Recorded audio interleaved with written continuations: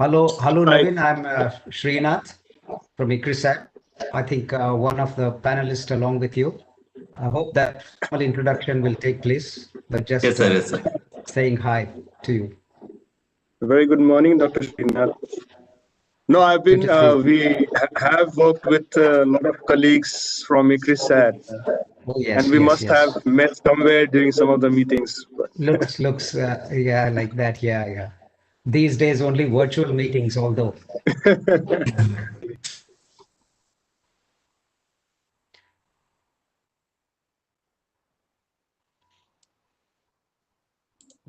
On this, we can start, sir. It is going live also. The people are joining with the YouTube live also. We will start, sir. Okay, In time, some more of them joining. okay. And But we before that, have video can you also. please, yeah, can you please, I'm not sure if the screen share has been enabled, file Yes, share sir. or screen Sagar, share. Sagar, can you enable? We'll do it shortly, sir. Okay. Yes, sir, it's happening. Just 2 minutes. Okay, fine. Okay. Meantime, over to you, Saravanan. Go ahead. Let's go ahead. Yeah, Mangandesh, go ahead. Yeah. Yes, sir. Thank you very much, sir. Respected all the panelists and attendees who are attending this important session on extension approaches for climate change, climate smart agriculture as part of the Managed Dialogue 2020, Future of Agricultural Extension and Advisory Services. We had very good 2 productive days on 18th and 19th on 4 different themes. In the first day, as you know, sir, innovations and initiatives in the National Agriculture Extension System in India was delivered by Dr. A.K. Singh, the Deputy Director General of ICAR, which started the sessions of the Managed Dialogue 2020. And in the afternoon session on the first day, the Sustainable Community Extension System session was held, sir. And yesterday, 2 important sessions, one on digital extension system and the other one on the allied sector extension. 2 again very good important deliberations and discussions happened. And the last day of the Managed Dialogue 2020 is again having 2 more important and the burning issues like extension approaches for climate smart agriculture and agricultural extension by FPOs, agripreneurs and startups. So in this morning session, we have 3 important panelists talking on the most relevant and the most ever important issue in agricultural extension. Probably the issue is never going to end sooner, it appears, but the optimism is quite high because there is increasing awareness and increasing importance being given to the extension approaches for climate smart agriculture. And we could not have found 3 able persons speaking on the very important issue, starting with Dr. Srinath Dikshit, sir. Sir, we warmly welcome you to the Managed Dialogue 2020, sir. I take this opportunity to introduce Dr. Srinath Dikshit for the attendees.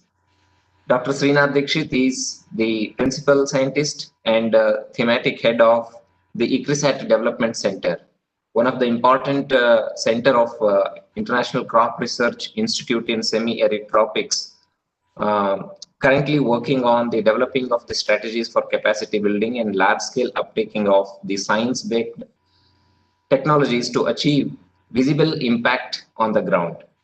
Sir works on different capacity building strategies to implement multidisciplinary, multi-institute consortium projects on ground with focus on scaling up of across large areas. He is having vast experience in participatory natural resource management, innovative institutional mechanisms for promoting sustainable rural livelihoods in fragile ecosystems, technology testing and frontline extension strategies, location-specific adaptations to climate change and ICTs in agricultural extension. Prior to rising to this important position in the ICRISAT, Dr. Srinath Dikshit sir has served in CRIDA, one of the most important institute that also works on the climate smart agriculture strategies. Dr. Srinath Dikshit sir also held the important responsibility of being the director of ICAR Atari Bengaluru prior to joining this important assignment in ICRISAT. So we warmly welcome you, sir, and we are very happy to have your presence in this important session in the Managed Dialogue, sir. The second panelist, Dr. N. Balasubramani, presently working as Director for the Center for Climate Change and Adaptation at Manage. Prior to, again, assuming the responsibility of Head of the Center in Climate Change and Adaptation, Sir comes with a rich experience both working in private, public and the NGO system. He worked in the Myrada KVK to start with. He has also rendered his service for the Rubber Board. And presently, he is taking care of this important center in Manage, working on the climate change and the adaptation strategies. He's working in Manage close to more than 1.5 decades in various capacities. And as head of the center in this particular important center, he's also the principal coordinator of one of the important assignment that was assigned to Manage recently on the heat wave management by the Government of India. Dr. Balasubramani sir is also the national coordinator, and he's the in charge for the most important diploma in agricultural extension service for input dealers, which has been implemented throughout the India by the Government of India. Further, he is implementing another one important innovative program, namely the Certified Farm Advisory Program, as the national principal coordinator to create a cadre of experts in both the agricultural extension and veterinary extension in the country. He has several publications in his name, and he has also published many important books. So we welcome you, sir, and I think probably along with Mr. Naveen, who is representing the GIZ and who comes with different field experience, will probably add a lot of value to the discussions. I welcome you again, sir. Mr. Naveen Hero, the third important panelist who is not new to Manage. He has been associated for quite some time. And Mr. Naveen's role in GIZ project was very much always present. Mr. Naveen has been working in the rural development sector for close to 2 decades. He is engaged in the natural resource management and use of innovations for improving rural livelihoods. He takes keen interest in learning and adopting innovative models that impact the poverty and other social issues that are very much existing in the society. At GIZ, Digital Green Care and Access Development Services, he has established and managed different knowledge management platforms, the Livelihoods India, and he has also designed and executed various value chain based livelihood interventions. Among these, most importantly, the specific ones are which are affecting the vulnerable and poor population around both the farm-based and non-farm based activities. So in the same context, his contribution in the development and establishment of IT-enabled monitoring and evaluation models for sustainable management of forestry resources and ensuring the livelihoods through the finance and development of the concept notes and modules on livelihoods are well established. And to add to one of the important introduction, he also is an expert on the microfinance. Mr. Naveen, again, we are very happy to have you. We are just, you are just a call away for Manage. We warmly welcome you to this important panel discussion.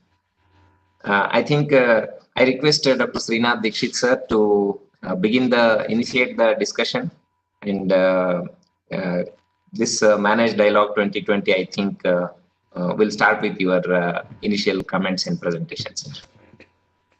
Yeah. Thank you, Mahantesh. It's always a pleasure to be associated with Manage, and particularly in my dearest topic, which I have been working for close to a decade now.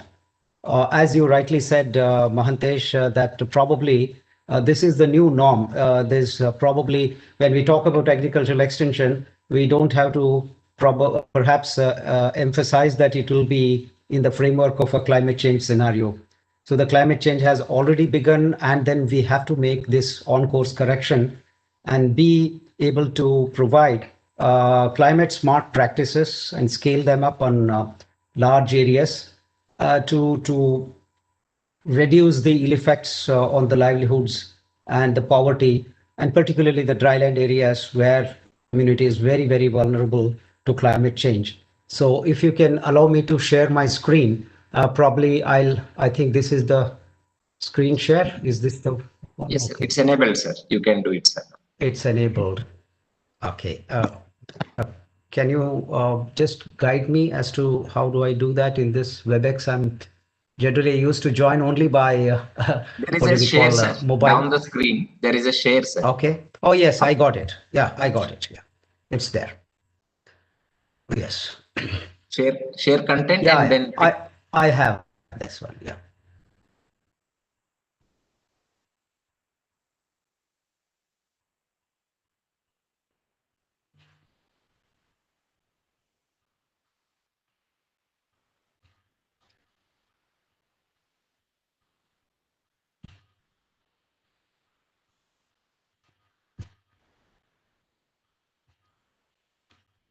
Just give me a minute and I'll just put it.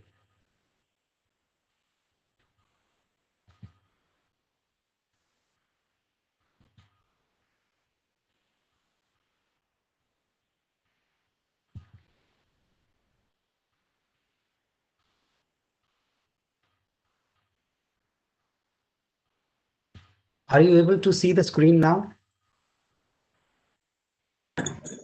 Not yet, sir. Not yet. Okay. you just have to pick the file only, sir. Okay. Screen is shared, sir, but probably there was Okay. no file that was picked, sir. Okay.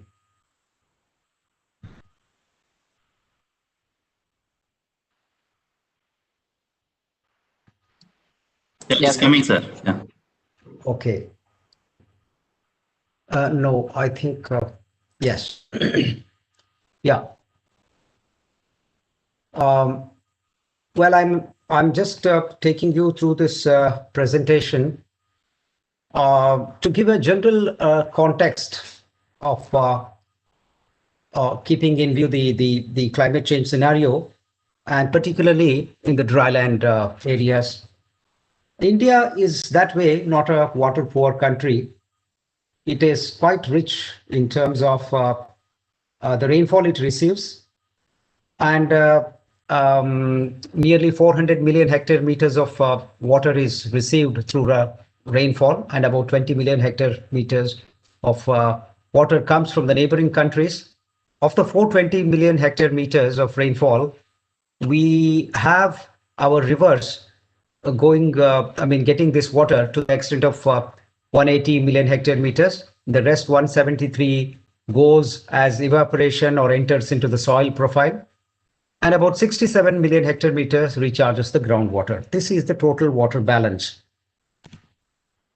And look at what is happening to our rivers, particularly even the so-called North Indian rivers, which are supposed to be the perennial rivers. So the melting ice caps always are supposed to keep these rivers flowing, and thereby providing livelihoods to large number of people. Not to talk about the South Indian rivers like Kaveri, Krishna, to some extent, Godavari. Look at Ganga, which supports probably the highest number of people, 454 million people, is also severely dry for almost about 4 to 5 months a year, except Brahmaputra, which gets a lot of water coming in from the melting ice caps from across the border. Almost all the rivers, and the pathetic case is of the river Kaveri. And nearly for about 9 months, there is either moderate scarcity or severe scarcity. And there is hardly any time when you have a situation where it is not scarce. So this is the general scenario. And again, let us also take a look at what is the water requirement for our lands. Net cultivable land is about 141 million hectares. And of this, we have about only 55%, about 55% rain-fed and only 45% irrigated. If you look at this, the drill down the irrigated area, you will see surface water irrigation is about 21 million hectare. groundwater 42 million hectare. And look at again the groundwater, which is such an alarming scenario that we have. In 1960s, we used to draw just about 25 kilometer cube of water, but today we are drawing almost 22 million, 300 kilometer cube water, and the number also has grown tremendously high, 1 million bore wells to 22 million bore wells. With all this, we haven't really had a very great cropping intensity either. It's just hovering around 130, 140. That's all. So, is there really climate change? Often these questions are asked, and some people are still in denial. But we have, if you look at particularly the fragile ecosystems, like I'm presenting here, one of the very highly fragile ecosystems in our country, in Uttar Pradesh, that is Bundelkhand, which we can compare with the Vidarbha region of Maharashtra, where the agriculture is in deep distress. And that's precisely because we have been having a very, very significant climate change happening over the last 50, 60 years. See, the average rainfall used to be around 1,000 millimeters, and it has now come down to 800 millimeters, and progressively it has declined. The decline has been gradual, but very, very significant. So it has been also characterized in recent times with very high variability as well. So look at what is happening with this kind of a situation in a state like Karnataka, which probably compares with Rajasthan, which is one of the most drought-prone states in the country. So here, irrigation is just around 30%, and 70% lands are in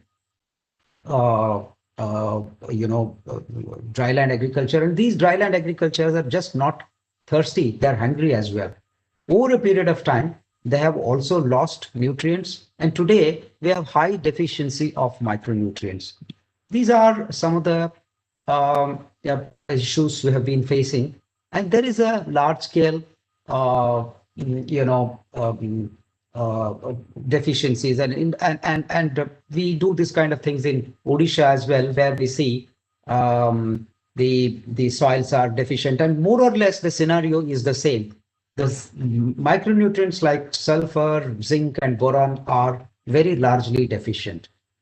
So increasing productivity has always been a very big challenge, and this is where the climate smart agriculture and the scaling up this comes into focus.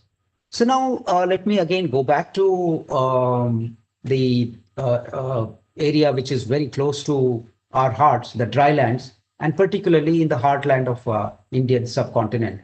So that is again Bundelkhand. So we started our work way back in 2012 by selecting about 1,200, 1,250 hectares and started harvesting rainwater, reviving the traditional rainwater harvesting structures. And we could really see that there is a very good response by repackaging the technology, relooking at the technology that we already have, and then redesigning our strategy and building it around the one core natural resource management initiative, that is rainwater harvesting. And of course, rainwater harvesting is the growth engine, but it needs to be supported by various other interventions. So these 3 satellite images, I don't want to explain it more. Before we started intervention, even at a time when we received 1,020 million, all the area that you see was left fallow. After we started our work in 2012-13, in 2014 itself, with just 700 millimeters of rainfall, the area of fallow came down drastically. And in the year 2015, which happened to be a drought year with only 600 millimeters rainfall, still the picture looked much better than when it was 1,120 millimeters of rainfall. So this is how well we can really impact if we can keep our growth engine. The landscape treatment at a large scale, which will also yield benefits at the farm level. So I just draw your attention to those three red, entities where the total net income, annual income from livestock, and average income, household income. So let's talk in terms of doubling farmers' income, which has now almost become a slogan, and the entire country has been gearing to achieve this by the time India celebrates its 75th Independence Day, 75 years of independence. So it is not just a slogan, it is very much possible, especially in these kind of fragile ecosystems. So after having done this kind of an experiment and making ourselves confident that this can be rolled out at much larger landscapes, we were offered a project by the UP government to scale it up across all the 7 districts of the Bundelkhand of the UP region. As you know, the entire Bundelkhand region, comprising of both the states, MP and UP, will have about 13 districts. 7 of them are in UP. So we scaled it up to nearly 35,000 hectares at the rate of 5,000 hectares in each of these 7 districts: Lalitpur, Jhansi, Jalan, Hamirpur, Mahoba, Banda, and Chitrakoot. We selected some blocks, a group of villages, a cluster of villages, and selected most degraded lands. In fact, a place called Lalitpur and Jalan are in the Chambal ravines. They represent the Chambal ravines. So that's where the work has been taken up. And this work essentially revolved around reviving the old rainwater harvesting structures, which are called havelis there. These havelis are large areas where the water is inundated during Kharif season and let out during the Rabi season downstream to recharge the groundwater, as well as to moisten the downstream areas for taking up sowing. So those people who were able to get enough moisture and also had the support of groundwater took a crop like more paying crop like wheat, and others went in for mustard and maybe say a chickpea and other crops. So the havelis were traditionally built with large embankment of earthen, mounds of earth. Rather, it is earthen embankments across a geography. Sometimes a large haveli will be of 45 to 70 acres of area. So we kind of brought in improved the technology to remove that, the areas wherever, I mean, these earthen embankments were more prone to breach, both by degradation as well as the rodent activity and others. So here, what we saw is that we brought in the concept of these core walls. So the core wall you are seeing here, the core walls were constructed and spillways were constructed to make these more stable. And this work started as recently as 2018. This is how the whole lot of things were standardized in that area. And we also put what is called as the gauging devices to measure the runoff, to measure the sedimentation, and also to look at to generate data at the landscape level. So this is also another work that we took up at the landscape level is the deepening of the stream network. So which is very important in the dryland areas. Most of the stream network was either choked or silted up and leading to untimely flooding, spoiling some areas, and also keeping some of the areas very dry. And of course, not conveying this water to the lowest point where it is supposed to be harvested and be helpful for recharging the groundwater. So this is how the large scale havelis were renovated. The stream network was desilted so that the entire hydrology is revamped and reshaped, so that the entire landscape gets enough moisture for taking up second and first crop without problem and second crop with surety. So apart from that, field bunding, large scale field bunding was also taken up because field bunding was one thing which ensured proper moisture for the entire cropping season. So the rainwater that was harvested in situ was very much used within the plot. So on the one hand, we started treating at the landscape level, and on simultaneously at the farm level also, this kind of an effort was continued. So our learning, which I'll be summing up a little later, has two very important implications for the landscape level approaches as well as the fieldscape level approaches. So what are the capacity building needs?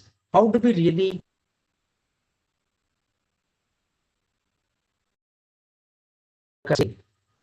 there are very new innovative ways we went on adopting by making use of the flexibility available within the project framework.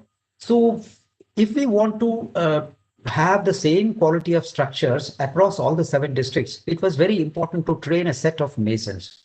So what did we picked up masons from all the 7 districts, have put them in one location and trained them for 30 to 45 days in the ways how these things can be constructed. Like you are seeing here, we are even using steel for constructing the check dams and the check walls, which was kind of never heard in either for check dams or spillways and other things. So this is precisely to improve the stability of the structure, which will enable the distribution of the load of the water when a large amount of water comes into a landscape. So the impact, you can very well see. I don't want to go into details, keeping in view the limitations of the time. So the impact is better visualized. Then I go ahead and then explain you the graph. This is from a district called Chitrakoot. And this is a very, very important thing that we wanted to establish by collecting data from the landscape and then really collating and then explaining it, why and how the whole, the issue of rainwater harvesting is not just like, many people say that let us get it done in Manrega. Well, Manrega is completely an unskilled work, which is designed to do designed to give work for the poor people. But certainly, if Manrega will have to be raised to the level of taking up something on a landscape level for rainwater harvesting, it has to be a solid upscaling of the skills and the hydrological concepts at that level. And then, we can leverage the Manrega scheme. At the current way, at the way it is currently operating, we really need to be very careful in using Manrega for scaling up this kind of intervention. So when I just explain only one graph here, so just groundwater recharge. Look at this groundwater recharge. If we had to reach a level of 60 millimeters of groundwater recharge, actually, we would have required about 1200 millimeters of rainfall. The same 60 mm of groundwater recharge can be achieved at just about 600 millimeters of rainfall, provided we have good number of structures built at strategic places. It's not just you go on building something randomly, which often happens in a target-oriented program. So we are trying to really bring in science and then get the government and the large-scale extension agencies engaged to appreciate that these are not the things that can simply be done based on in the form of a target-oriented approach, but they need to really be done with a lot of technical approach at its back. So another image. This is as recently as February 2019 and February 2020. So we started working with these rainwater harvesting structures post February 2019. Between March and June, rather end June, we construct several structures. And as a result of this, you see the difference in the satellite image. Investment made within 1 year about $33,500, and that investment has already been paid off in just 1 year. This was the area, as about just about 4 hectares was under cultivation, which rose to 35,000 hectares. And the rest of the things are there for you to see by yourselves. This is the story of one village. So I close the presentation here. I did not, elaborate many other things because this is an opportunity for us to discuss. The approach here is very, very simple. So when we are fraught with climate change, the moot question is, how do we really enable communities to overcome the ill effects of climate change? Particularly in dry lands, it is in the form of lack of moisture. So if we have to really make use of the moisture as and when it comes, because we don't have a choice in the rain-fed agriculture to access moisture whenever we want. But we do have a choice to store the moisture and make use whenever we want it. So in order to do that, there is need for investment. There is need for building infrastructure. There is a need for building the capacities. And this also will overcome one stigma that is always attached to the dryland farmers, which goes as follows. The dryland farmers don't adopt technologies like the irrigated farmers do. Why do irrigated farmers adopt the technologies quicker in comparison with the dryland farmers? So the most important driving factor for technology adoption is moisture. It is simply something like this. If a farmer is assured of moisture availability from the day of sowing until the day of harvest, he will probably adopt all your technologies, a good variety, application of fertilizer, weed management, IPM, INM, and whatnot. But when the farmer knows very well that even if I do all those things, if there is an intermittent drought of 15, 20 days during the grain formation stage, all that I would have done will simply go as a waste. Then he is not encouraged to adopt the technology. So in other words, in order to create an enabling environment to provide moisture to the farming, we can enhance the technology adoption. But how can this be done? Can we do this only by approaching at the individual farm level? When it is not so very easy if we start working at the individual farm level. Individual farm level, we can always work providing good seeds, good fertilizers, or some advisory, and connecting him to market and all that. But if we really have to make available the moisture for the crop growth through the entire period of its growth, the work has to be on the landscape level. And this is a very big and good learning that we have had. And probably this is the answer for the climate change challenges that we are now facing. So the extension efforts towards grain-fed agriculture need to really build in the prudence of resource management, particularly the soil, nutrients, and the rainwater, rather in the reverse order. Thank you. And I am really grateful for this opportunity. I'm not sure if I finished in time. Please excuse me if I have exceeded my time. Thank you very much. Thank you, sir. You were not only on time, sir, but you were bang on target with respect to how the community-led and the most important climate-smart interventions can create the impact on the community. Certainly, sir, we have some questions. I think you are the right one to answer. We'll spare the questions a little later, sir. But Sure. Now I request Dr. Balasubramani, sir, to continue the discussion on these strategies and interventions. And together we will take the questions at the end of the 3 presentations, sir. Okay, thank you, Dr. Mahantis. Shall I share my file?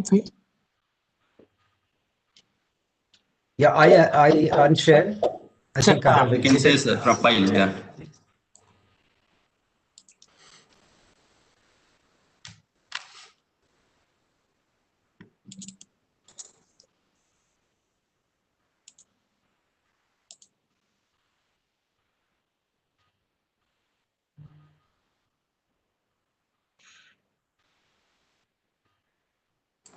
Yeah, it is there.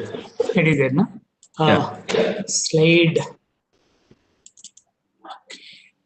I think a full slide. Yeah, full view is there, so we can go ahead. It is there, no? Okay, Yeah. okay. Yeah. Sir, slide control on my side, sir. Just let me know when to move the slide, sir. Okay. So I cannot move myself. You can move, sir. Left hand side, you can say 0, 1. Bottom arrow, you can next page, you can go like this. Left hand side. Otherwise, you can help me in moving the slide. Okay. Whenever. Fine. Kausik is doing. Yeah. Kausik, you can take care. Yeah. Okay. So thank you very much, sir.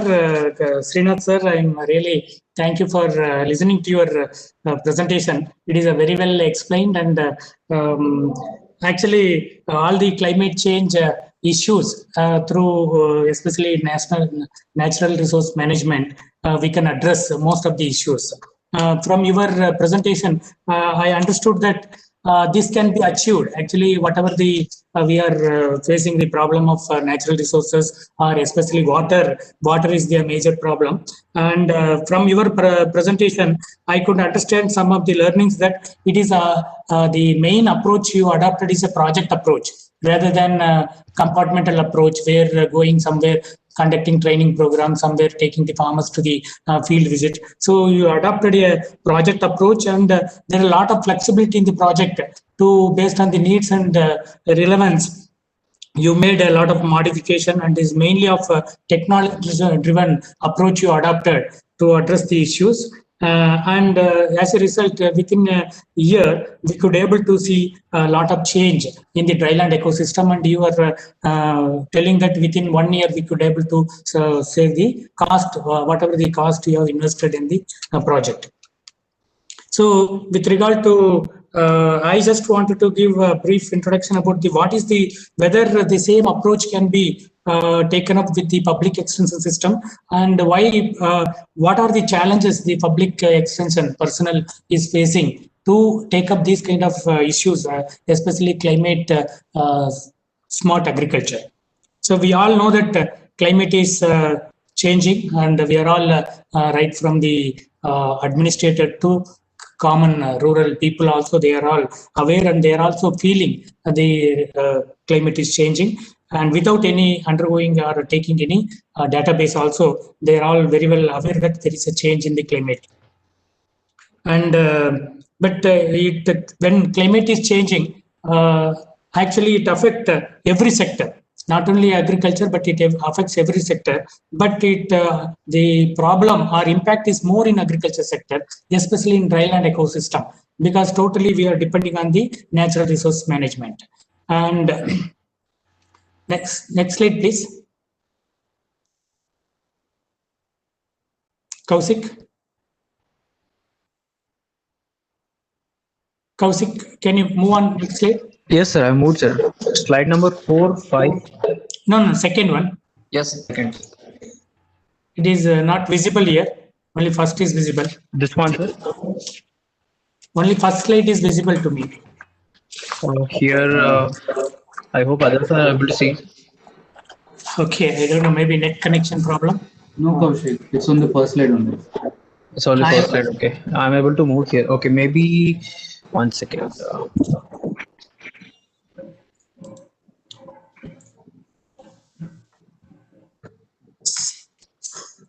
Sir, left hand side corner better, you can move, sir. It will be fine. And Dr. Balasubramanian, sir, you can see 0, 1, no, bottom arrow you can move. It will be fine. Yeah. Okay, thank you. Thank you. So, international community has defined sustainable development. What is the sustainable development? And they mentioned if agriculture, mainly if it is not supporting the conserving resources and protecting and enhancing the natural resources, the agriculture may not be as sustainable.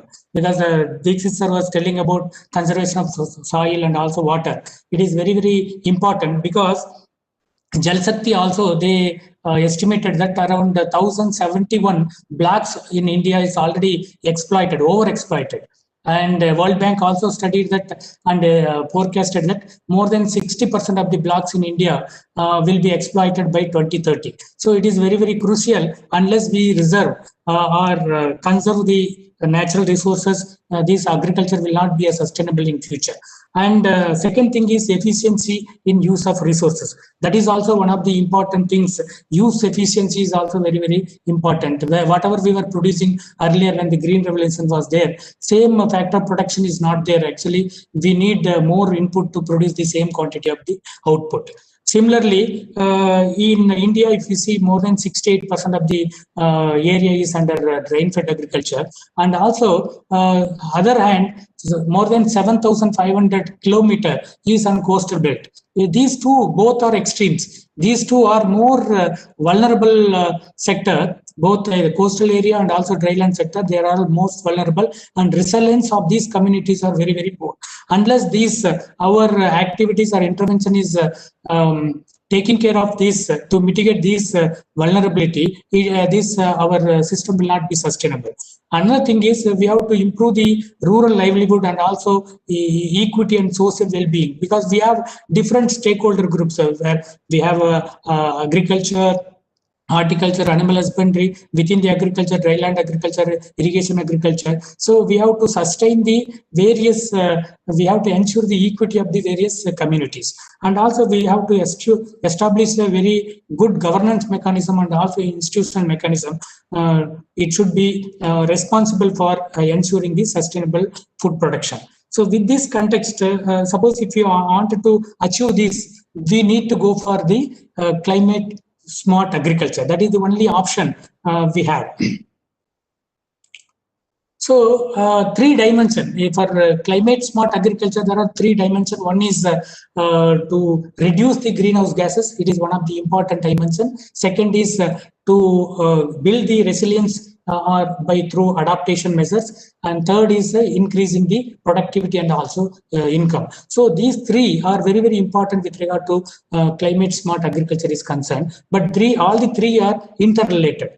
How to achieve all the three in together? See, to achieve this climate smart agriculture, I am seeing a lot of challenges faced by the present extension system. One is, we know that and Paris Agreement, we have to temperature has to be curtailed or stopped not more than 2 degrees centigrade from the pre-industrial era. And second thing is, other thing we are seeing that the increase in land degradation, Srinath has given the data. And already 1/5 of the emission comes from the agriculture. Even the river, Ganga river belt, I was just going through some of the report. Next to industrial pollution, agriculture pollution is more to the Ganga river basin. So much river agriculture pollution is contributing to the river system. So in that case, suppose if you wanted to increase the production, growing the population, so we have to add more fertilizer, more pesticide. Again, it will be more contributing more to the pollution. So how to reduce or arrest the temperature not more than 2 degrees centigrade from the pre-industrial era? That is also one of the challenges. Second thing is, and we have a lot of experiences within the India. Actually, suppose if you take for example of flood or cyclone, Orissa is a pioneer because they have faced a lot of cyclone, and they have come out with a lot of adaptation strategies and good practices. And whether other state extension officer are well aware about the strategy already adopted by the Orissa government or Orissa extension officer. There is no, firstly he has to learn what other sector is doing. Whether our extension officer are aware or he is having opportunity to learn from the other sector already having a good practices. Second thing is, in the climate smart agriculture, there are a lot of it is a dynamic. We have to learn a lot of things, and it is keep on changing based on the local needs and requirement. The extension officer has to evolve the system, select the technologies, interact with the research system. So, but he is following right now the traditional system, more of supply-driven dimension. So this is also one of the challenges our extension officer is facing now. And another thing is the need for collaboration with the research institute for designing better climate service tools. and he need to work closely with the research organization to develop some of the climate service tools, because it is not uniform, and new model methods and also varieties need to be worked out in collaboration with the research organization. Whether we have such kind of institutional mechanism to work in close relations with the extension and research organization. That is also one of the biggest challenge. And as Srinivas sir was telling, we cannot go with the individual approach here. Normally, when we are talking about either pollution, suppose Haryana and Punjab, they are going for reducing the pollution, reducing the burning of the crop residues. It cannot go with the individual approach.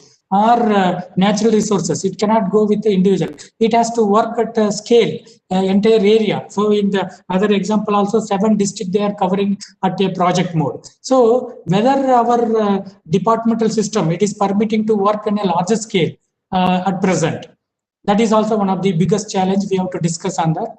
And better alignment with the different stakeholders. Now, traditionally, he is working with the department research to certain extent, credits to certain extent.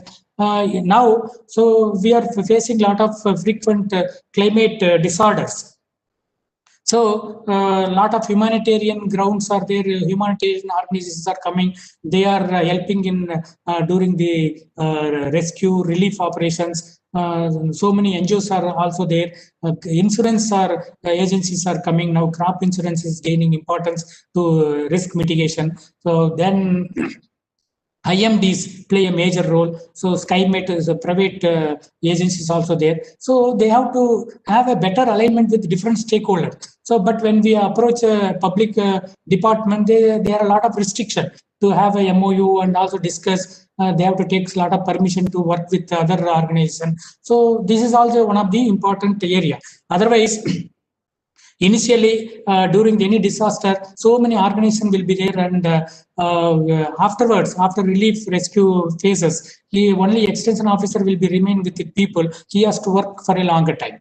So next is, as you said, actually it cannot be worked with the individual. It has to, we have to promote a lot of groups, strengthening the groups, and also provide a lot of ecosystem services through group approaches. That is only feasible for, especially with regard to climate smart agriculture is concerned. So whether our extension officer is having sufficient time, knowledge to promote such kind of group and strengthening the groups. Second thing is shifting approaches and new skills and capacities.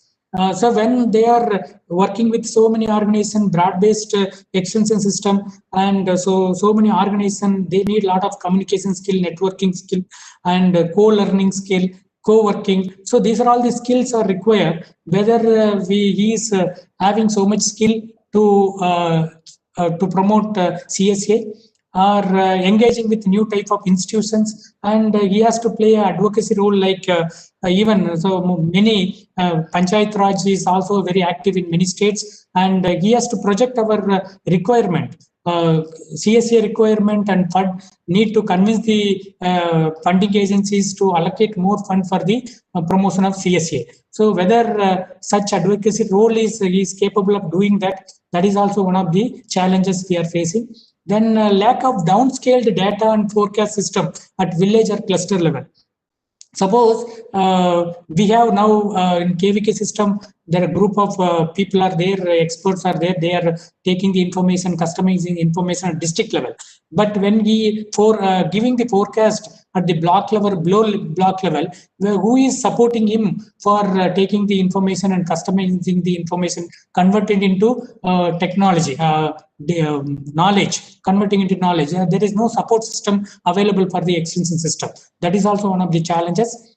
Difficulty in assessing the benefits or estimation of CSA. Suppose if you wanted to convince any funding agency or administrator, so how much CSA contributed? There are a lot of studies are there compared to conservation agriculture, compared to normal agriculture. Conservation agriculture has helped in carbon sink to the extent of 1.7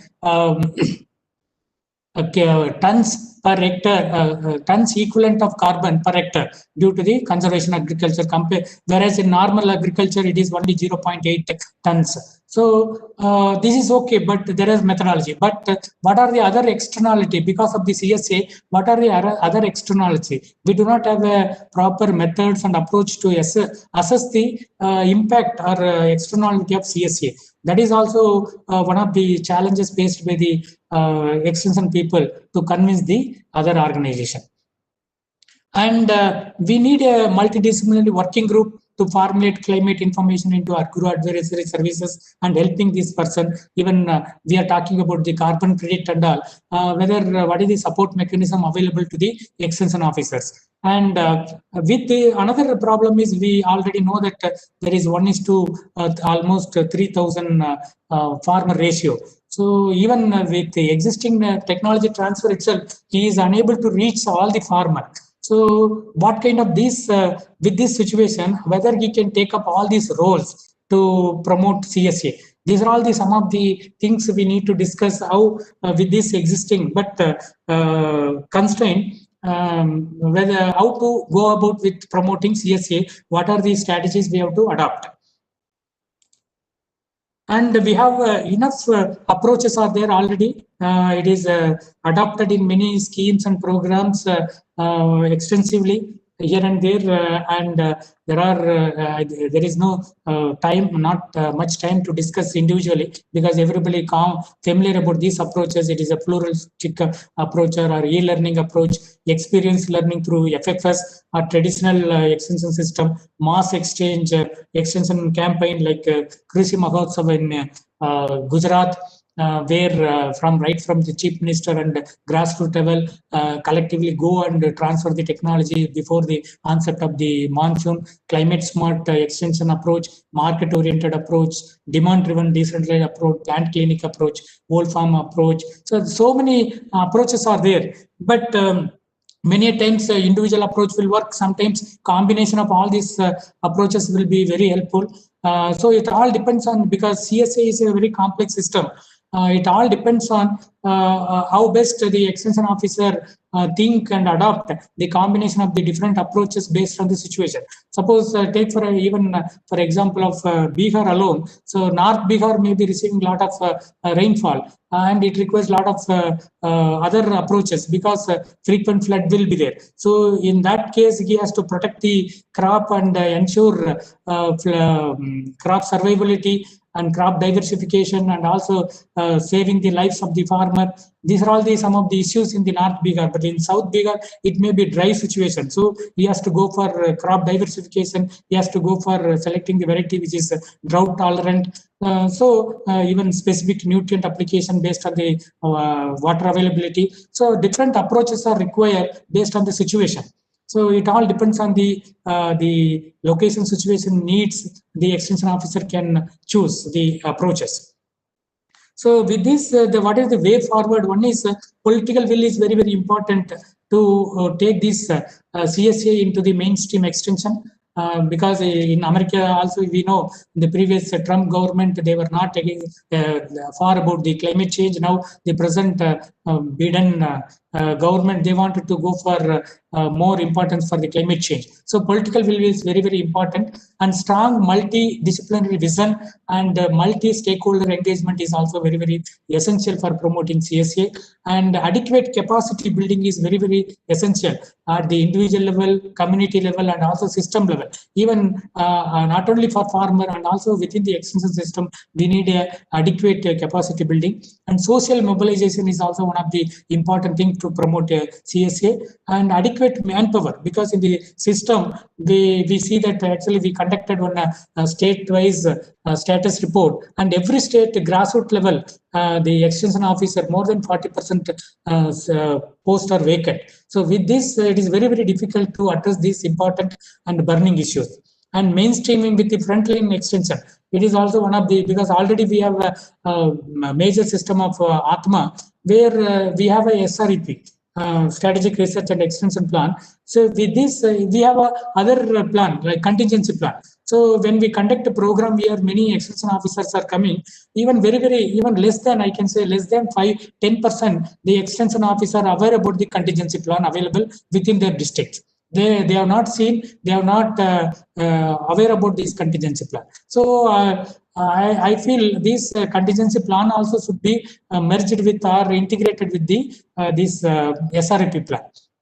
Then it should be local need-based technology-driven extension should be promoted, and adequate funds should be ensured. Like some in Atma now for gender, because earlier gender was not given importance. Now they made a policy 30% money should be earmarked in the extension activities exclusive for the women. Similar kind of policy decision has to be taken. Minimum so much amount has to be spent for the climate smart agriculture.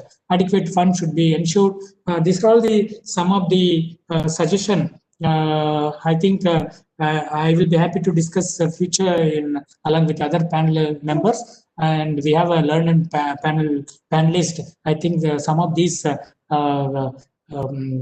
challenges they will be in a position to address during their panel discussion.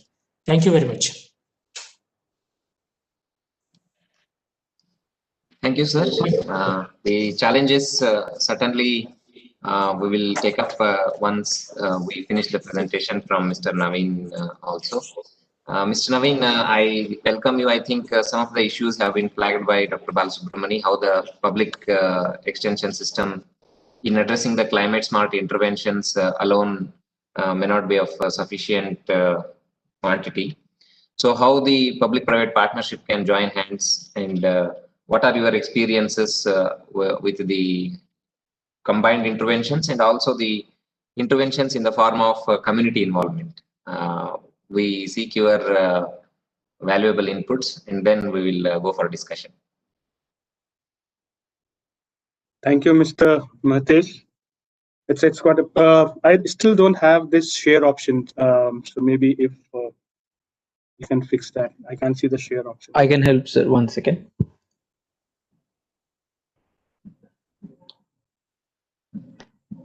Try to share it right now, sir. Yeah, it's there now. Thank you.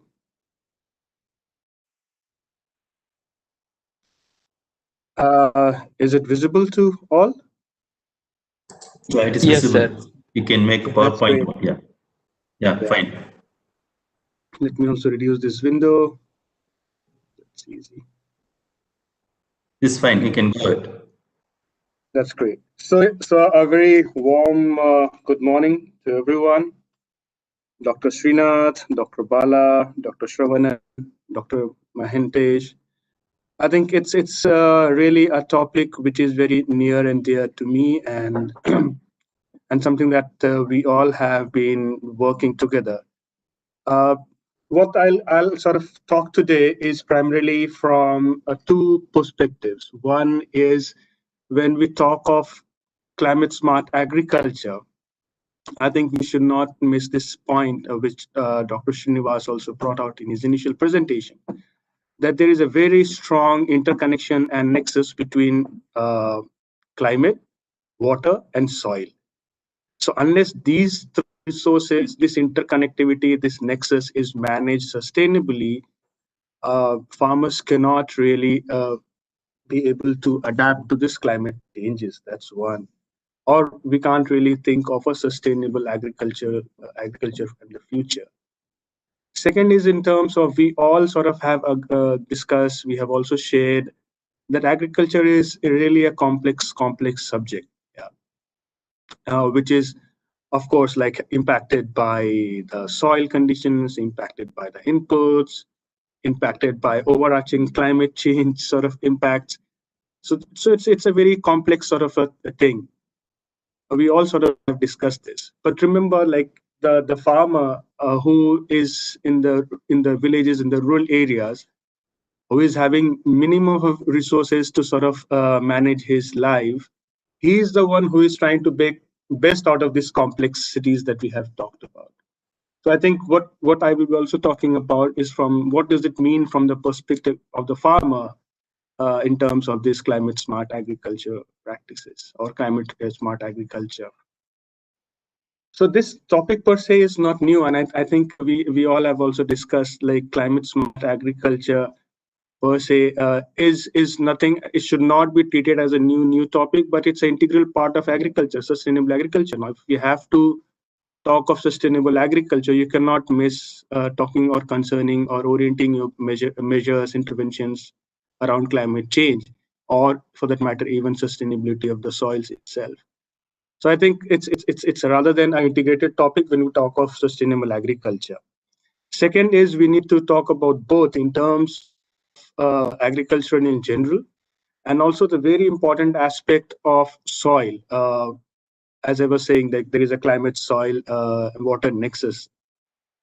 So, and we have seen in the past presentation, the last two presentation, that we are committed. We are having an issue. We are having this challenge of land degradation in India. So just imagine a scenario wherein we continue with this land degradation in the near future for 5-10 years more. Probably we'll not have enough of soil to support the food requirements in India, support the livelihoods of nearly about 240 odd million farmers in India. So it could be really having a greater impact in the livelihoods and the economy of the country. So we need to look at all these three aspects. So I have this presentation primarily in two parts. One is our experiences in the past, during the years 2014 to 2016, wherein we were trying to see in terms of how the existing expertise and knowledge around climate smart agriculture can be localized for the farmers so that it's made useful for the farmers. And Dr. Bala sort of also referred to this aspect, like how can we really make sure that the extension service providers, the farmers, are able to access this kind of knowledge and are able to use and adopt it on their farms. So I'll talk about that experience, and then I also talk about how important this entire sustainable soil management is, and then how do we integrate all of this to make sure it's a climate resilient, sustainable agriculture. So as I was saying, in 2013, 12-13, we along with the Ministry of Agriculture and Farmers Welfare, as a part of this bilateral cooperation between Government of Germany and Government of India, we initiated this project called as Climate Change Knowledge Network in Indian Agriculture. And the whole idea then was the government in India has sort of, or the Ministry of Agriculture has launched this national mission on sustainable agriculture. And if you all know that National Mission on Sustainable Agriculture was oriented towards making agriculture sustainable in the context of climate changes. Now, there are various efforts which were already being made. Like in India, we are really fortunate compared to other African countries and other neighboring countries that our research and extension services are far more better. So in India, there's no dearth of expertise in terms of research knowledge. Like, we have the ICR system. NICRA project was there to talk about climate smart agriculture, try out innovations around climate smart agriculture. So what it takes as a next step was to sort of convert or take this knowledge out to the farmers through the extension services. And that was the basic sort of construct of the this project called CCKNIA. I just sort of picked up certain sort of news items in the last 10 years or so. And this won't be surprising to all of us. I mean, there has been seen sort of impacts of climate change in India, yeah, because of the kind of rain-fed agriculture we have, dependency on rains that we have, and so on and so forth. What happened also interestingly is we also have an opportunity to transfer this knowledge. Why I'm saying transfer is we have largely been talking about dissemination of knowledge, yeah. But I think it's high time that we also talk about the transfer of knowledge. Transfer would mean that the knowledge is not only disseminated or delivered to the farmers through extension services, but farmers also understand, are able to adopt it on their farms. That's basically knowledge transfer. And because of digitalization, this entire knowledge transfer has received a new sort of a paradigm shift in the last 10, 15 years that I have seen, 10 years at least, everyone and all the institutions, including the public institutions, private institutions, have been optimally using or trying to use digital means to bridge this gap of knowledge transfer to the farmers. And it's rightly pointed out, like this digital inclusion not only sort of addresses one of these aspects that we are talking today of climate change, but also various other sustainable development goals. So this is a very sort of a brief of the context of this project. It was primarily sort of being implemented at a pilot scale in the 3 states of Jharkhand, Odisha, and Maharashtra. So when we sort of started working on the digital sort of digital solutions or digitalization of advisory services, the basic sort of aim was to look at how can we improve the capacities of the existing public extension and advisory systems, so that the knowledge or the advisories that are there in the expert institutions like the ICR systems can be transferred effectively to the farmers. And that is where we had a national collaboration, and that has been a really, really successful collaboration with Manage. Probably Manage is a very interesting sort of institution which builds the capacities of the extension services. So it's a linkage between the research and the practitioners and the farmers. So Manage is has been and is our national consortium facilitating agency to sort of implement and institutionalize these digital advisory systems. So what we worked on was actually looking at a platform which actually integrates knowledge from various stakeholders.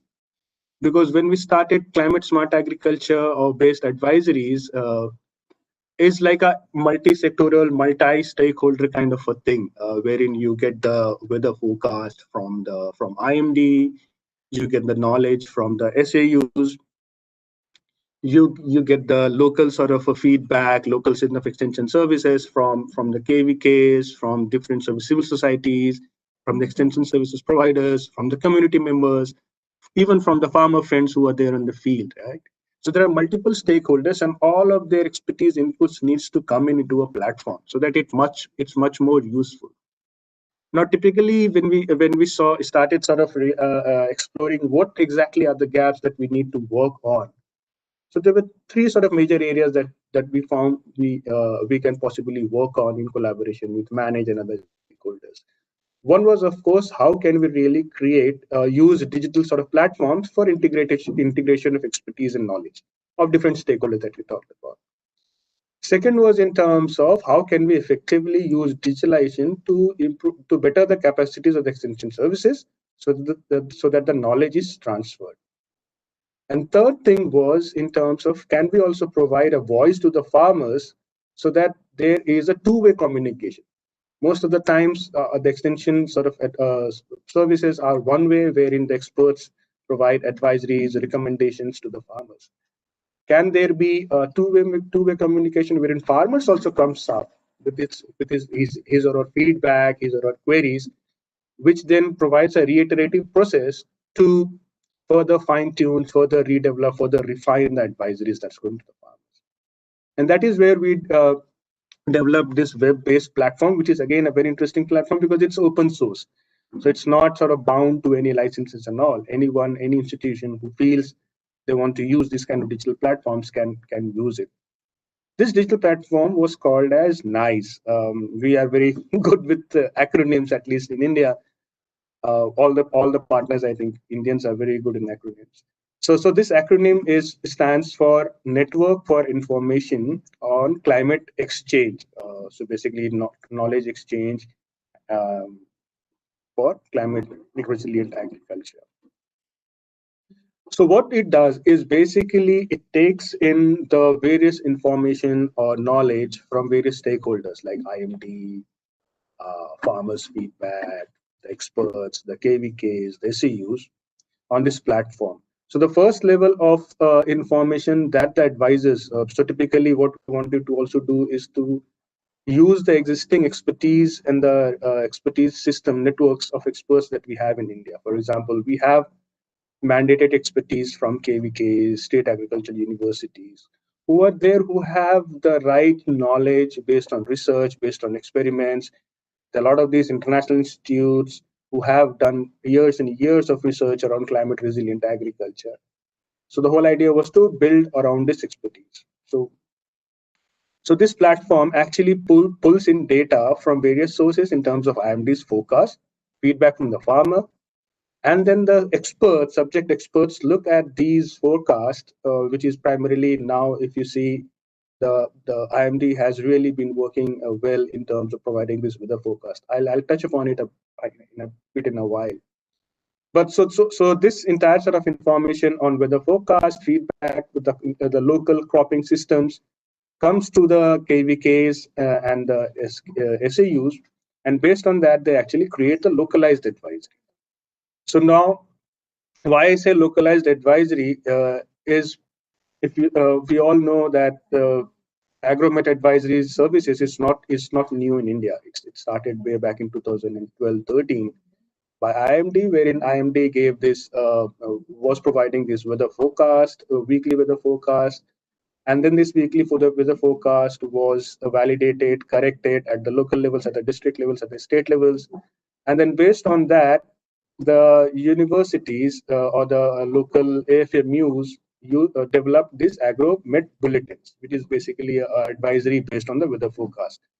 Now, the challenge there was in terms of these are really interesting documents, and I think this is what we needed to do in terms of converting the weather forecast knowledge into some sort of advisories that is regular in terms of for the farmers. Like weekly advisories is really nice. Now, there are two things probably we needed to work further. One was, of course, in terms of can we further, because these Agromet bulletins are now largely at the district levels. And the challenge was in India, like farmers are more concerned about about these day-to-day forecast, day-to-day sort of impacts, or the weekly impacts that they would have from the climate. Like, will there be enough and how much of rain next week or next 2 weeks, so that they can prepare their activities on the farm. So we needed to also look at in terms of how can we localize these advisories to the farmers. Second was in terms of how can we better deliver these advisories that are there beautifully there in the Agromet bulletins to the farmers, so that farmers are able to understand. It's less technical in nature, more in the vernacular language, more in the kind of way the farmers understand these advisories. So that was more of developing these localized advisories by the experts. Second, we also wanted to ensure that these advisories are of decent quality before it goes to the farmer. So there is a next layer of validation of these advisories, and then it is disseminated to the farmers. Now, while we were working on the dissemination, as I said, like we wanted to make sure that we go from dissemination to knowledge transfer. What we realized was there are multiple sort of platforms, and each platform had their own USP. Some of them were really effective in terms of talking to the farmers through IVRS systems, or Kisan call centers, or there were SMS-based advisories. What we thought of, we should pick up best of these and try to integrate all of these into one platform. If the farmer needs an advisory in the form of illustration or a video link, he should be able to get that. If he needs advisory as a voice message, he should be able to get that. If he needs advisory in terms of very good, very succinct one-liners, do not prepare your field because there is going to be no rain in the next 2 weeks. Yeah. So these are one-liner SMSs. So this platform actually integrates these aspects: localizing the advisories, validation, integration of knowledge, and also using multiple modes to ensure that the knowledge is transferred to the farmers, and also provides a feedback channel for the farmers. They can always sort of, through the extension services, they can always give a feedback and their queries to the system. Now, this was operational in the pilot states, and we were really fortunate that the pilots were really successful, and also we got this interest from all the 3 state agricultural departments to scale it further. We also wanted to quickly understand what is the economics actually, why really somebody should be interested to really look at these kind of digital solutions for climate smart advisory services or climate smart information services. So basically what we sort of did is a quick economic analysis, and if you see the cost of actually providing these digital based advisories is very minimal. It is about 190 rupees per farmer. But if you see the impacts of this, economic impacts of this at the end of the farmer's level, it is really, really encouraging. I've just listed a few of the examples, but there are many more of such examples. So if the right knowledge, in the right form and at the right time reaches the farmers, farmer can actually best use of this knowledge. I still remember one of these feedbacks that the farmers gave in one of these really remote locations in Maharashtra. He said, so we don't need subsidies, we don't need any other support. If you are able to provide us the right knowledge in the right time, we know how to do agriculture. And that was really something that I strongly believe in terms of this knowledge transfer to the farmers. So these are some of these really interesting anecdotes. I won't take you through all of these, but I'm just to sort of highlight that the right information, the right knowledge, in right time actually has many such farmers sort of benefiting from these kind of advisories. Now I'll just quickly talk about shift the focus from this use of digital approaches to improve extension services for climate smart agriculture. What we also realized, and this is again a global realization, that land is degrading, soils are being poorly managed, and if we are not able to manage the soils well, probably we can't even envisage how sustainable agriculture would be. Now, all of these discussions, all of this discourse, mind you, is also in the context of this global phenomenon of climate change. We can't talk about agriculture in the aspects as of now without having the context of climate change.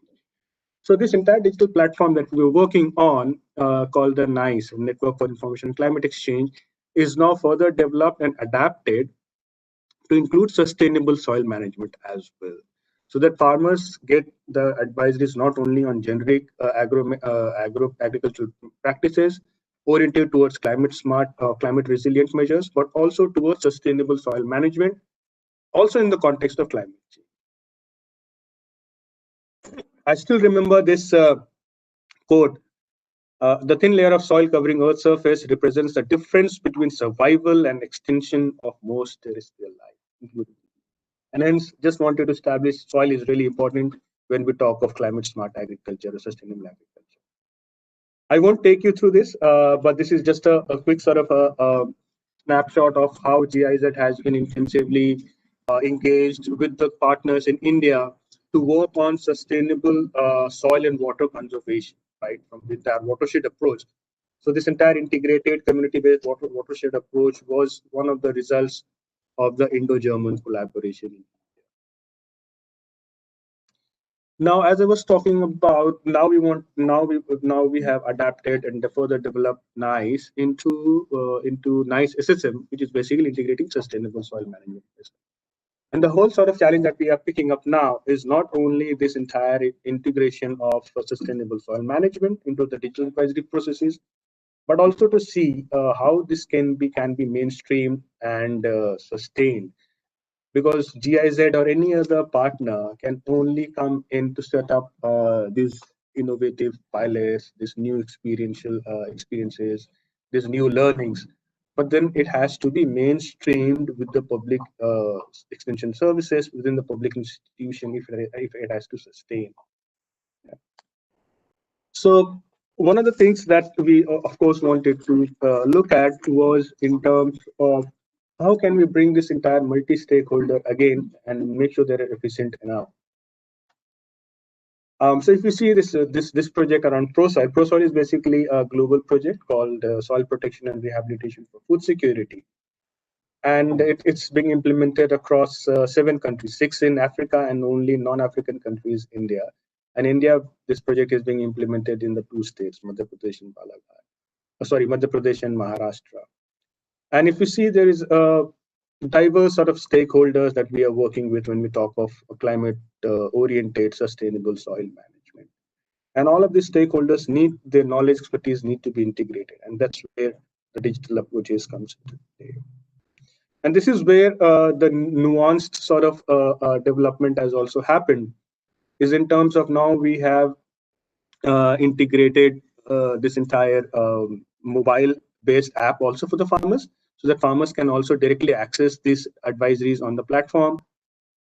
We have also integrated this WhatsApp, because more than often the new generation, even the new generation farmers, are used to WhatsApp and social media. The other thing also we realized was we cannot really look at this entire digital advisory process as an add-on work to the institutional partners, for example, the KVKs, the SAUs. Rather, it should be facilitating and reducing their work. Anyways, these institutions are mandated to sort of conduct research, create this knowledge, and also transfer it to the farmers. And this entire sort of idea was, can we develop these kind of digital tools which can help or facilitate or make their work less tedious to transfer the knowledge to the farmers. And so what we also realized was it is quite a time-consuming process if an advisor or if an expert has to look at different inputs and then create something interesting on the platform and then further deliver or disseminate to the farmers.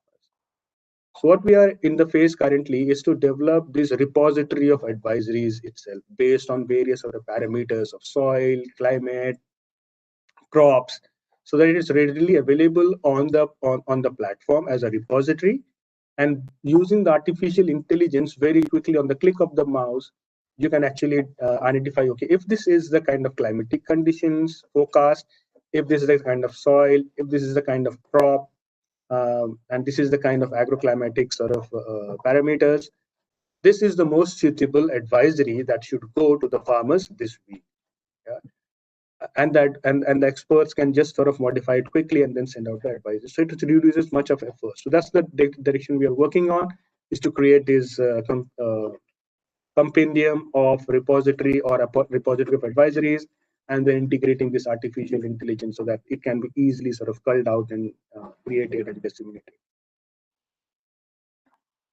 I won't go through this number, but I think it's very important that collaborations are really critical if you really want to scale a lot of the digital advisories. For example, like Manage Alone through the DPNP project has been able to use this nice SSM platform to reach out to more than about 150,000 odd farmers. Similarly, the Women and Child Development Department in Madhya Pradesh is using this platform to sort of provide advisories to the rural farmers or rural women members on nutrition aspect, food security aspect. The collaboration with NABARD has again been reaching out to about 23,000 odd farmers, similarly with others. So if you see this, because of these different collaboration, because of these different synergies and partnerships, currently the platform, this entire NISSM platform is able to reach out to more than about 300,000 odd farmers, including our NGO partners. Now, very quickly coming to the topic that has been discussed today morning with all the experts, is how do we really scale these innovative ideas? Like we all, I have sort of put a case, and we have experienced that digitalization actually helps us to scale this extension services, scale the climate smart advisory processes, scale the knowledge transfer. Yeah.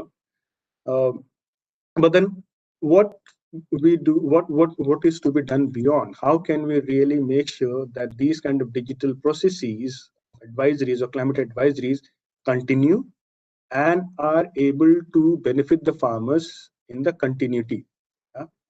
So the first question is really like, we have to always come back in terms of any advisories for that matter that goes through the digital means, is for whom? Who is this target audience? Like who can really understand the advisory that we are sending? For whom is this advisory? Like I was giving the example of this very interesting technical document that we have as Agromet bulletins, but can the farmers really understand and use these bulletins is the question. So for whom are these, is this digital advisories, or for whom are these knowledge products? Second is by whom? Yeah? Who takes the ownership and drive to sort of continue providing these advisories to the farmers? And that is what we are now currently working on, is to really identify right institutions and work on the institutional capacities and the governance mechanisms so that this entire advisory creation, development, and dissemination continues.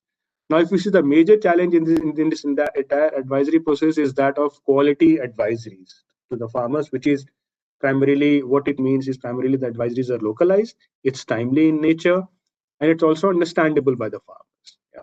So all of these quality parameters should be there. and hence the advisory creation or development becomes very, very critical. You can use different sort of digital platforms to deliver and transfer it. So one part is, of course, the development of advisories itself by the experts. Second is in terms of transfer of these advisories or knowledge, which basically again brings back the very critical role which more than often we ignore, is that of extension services. How can the farmers, after they have received this knowledge, be handheld, be supported so that they can adopt these measures on the farms? So that is the next step that we're working on, is who is the institutional partner and who would be the extension agency. For example, now we are working with 4 state agricultural universities, yeah, to see if they can use this digital platform, the NICE SSM platform, to sort of transfer create the content and then also disseminate it to the farmers.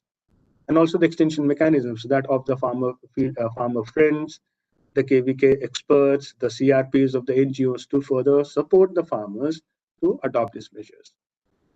Third thing that we realized very early is, if you see, digitalization, at least in India, is really an evolving field. So if you really, if you see the entire ecosystem, government, private, research, they have all been developing these digital solutions for agriculture, especially within the agricultural space as well. Similarly, the institutions that we are trying to work with, the institutional partners, they also have the existing sort of platforms for advisories. Yeah, so it is rather not to duplicate. The effort should be not to duplicate what is already existing as digital advisory platforms, but to see how the aspects of something that you have been working on, for example, NICE SSM, can be integrated into the existing digital platforms, yeah, of the institution. So integration is very essential, or else you end up duplicating and then, of course, increasing the workload of the experts. Second is make the farmers much more capable to access and demand for the advisories. And that is where we have launched this mobile app for the farmers, where farmers can actually directly access these advisories and also post their feedback and queries directly. The other thing is we are working on is creating this advisory pool of advisory or repository, which becomes using of artificial intelligence. You can always sort of extract the needed and the very localized and the very good quality sort of advisories to be delivered to the farmers. So with this, thanks a lot for your patient hearing, and I hope I have triggered more questions than trying to sort of answer many, because as the speakers before have said, this agriculture is a complex subject, and it is made further more complex by adding this entire layer of climate change. So with this, I pass on to Mahantesh for the next part of the session. Yeah. Thank you. Thank you, Mr. Naveen. I think certainly more questions means somewhat more concrete clarity on what has to be the strategy. Probably, yes, you have incited more questions because I am seeing some of the questions coming up. Maybe the first question I would like to pose to Dr. Srinath Dikshit in the context of his presentation in the Bundelkhand region. Because sir, the work was quite impressive, and the data on the GIS map was also indicating good progress. But probably what I felt was like the development activities require a lot of local participation and the stakeholder participation. But the interventions in such things are quite less visible, sir. The positive externalities that we see are a lot less visible to the stakeholders immediately. How do you bring their confidence to participate effectively, sir? That was, I think, a very, mind-boggling question in the context of the impressive results that you have shown in your presentation, sir. Thank you, Mahat. It's a very important question that you asked.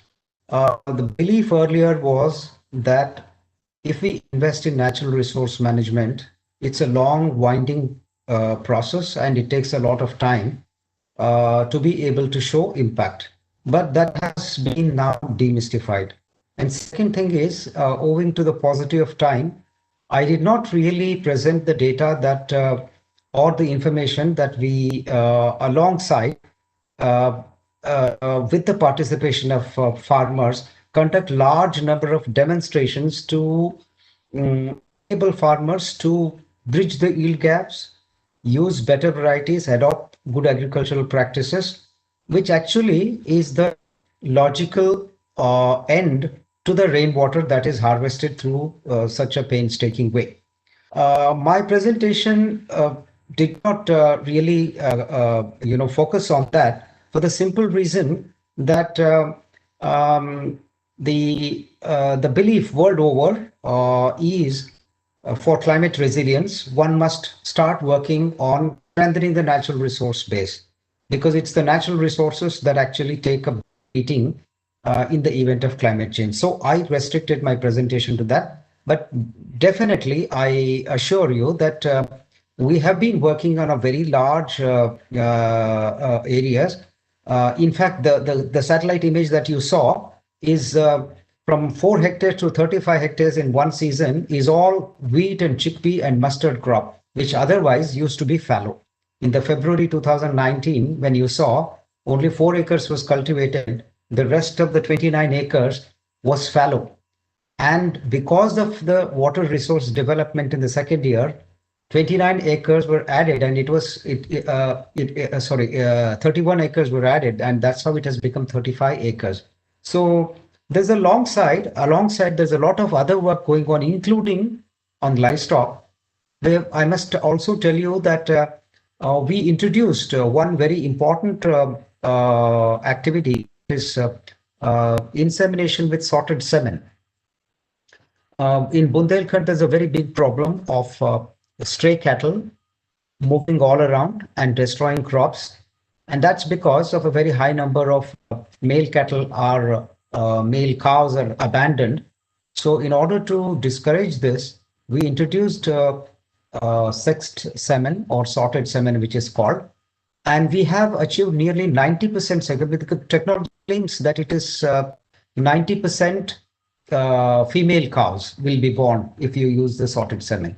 So we partnered with BIFE, and we were able to put this technology, and we have even gone beyond. It's about 93% of success we have got. So in order to build stake for the cattle owners, when there's a female calf born, they're more likely to tend it, they're more likely to take care of it, and they're then less likely to abandon it.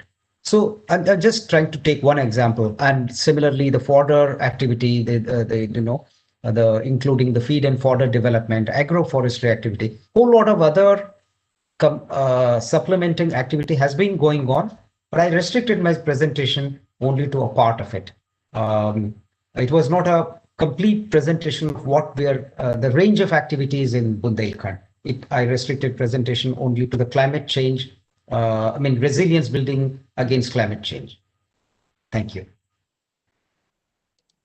Thank you, sir. I think there is one important question posed by Dr. Shuchi, like considering the fine line between the sustainable agriculture approaches and the climate smart agriculture. Should our policy change to reorient agriculture and extension strategies or mechanisms? If yes, in what ways? And how should we balance the policy and the practice focus between the incremental and transformational changes to address increasing severity of climate change impacts in agriculture sector? So it's just whether there is a policy overdose, or whether we are really translating all the policy actions into actions. I think probably that is the underlying intention behind that question, I believe. I think both Dr. Srinath Dikshit sir and Dr. Balasubramani sir can throw light on that. Maybe from my point of view, I still go back to the first opening remarks that you made, Mahantesh, about the new normal or the normal. Well, it is now almost established that there is climate change, and we have been coping with it, and we have to continue to cope with it. And there is nothing like, there is an end point to it, and then we will come back once again to the so-called normal extension that we used to do prior to climate change. So in view of that, I don't really think that there is a policy overdose. Rather, I think the policy has not been really adequate to really support the extension tuned to the climate change challenges. If that were to be true, we would have had more focus on the resource conservation. There would be more incentives for the farmers, those farmers that conserve the resources, those farmers who adopt eco-friendly farming, those farmers who harvest their own rainwater, those farmers who kind of adopt the agroforestry systems, but that is yet to be seen. In fact, there is still the policy has slightly lagged behind, I would say. I mean, it's my personal take on this whole thing. So the first part of Sucharitha's question, if I understood it well, she asked, is there any difference between the climate change, this thing, and the sustainable agriculture? Agriculture in the event of climate change, agriculture in sustainable agriculture. Well, these are not conflicting. If we were practicing sustainable agriculture, or if the agriculture that we were practicing earlier was sustainable enough, probably we would not have had the challenges so badly as we are right now facing in the event of climate change. So they are rather, in order to be able to cope with climate change in a better way, we need to practice sustainable agriculture. They're complementing, they're certainly not conflict, and they're not even much different in my view. So I probably stop at this and then invite other members for their input as well. Thank you. Mandesh, can I pitch in? Just please. Yeah? Yes, Mr. Naveen, please. You are most welcome.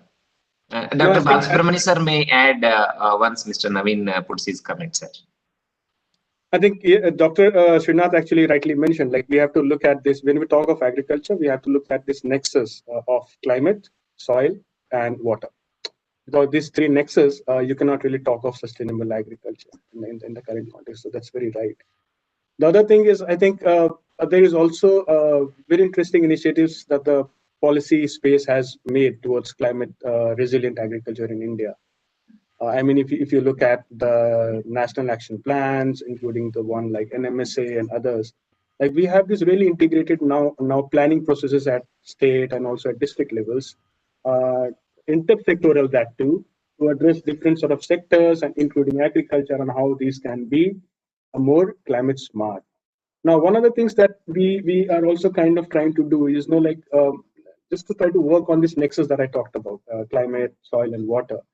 Currently, if you see, water management is still not really integrated. So what we're trying to do is to look at the district levels, at least to start with, can we have interdepartmental integration while we plan the water, not only from the perspective of surface water or subsurface water. For example, largely watersheds largely work around the soil and water conservation, which are largely subsurface and surface water.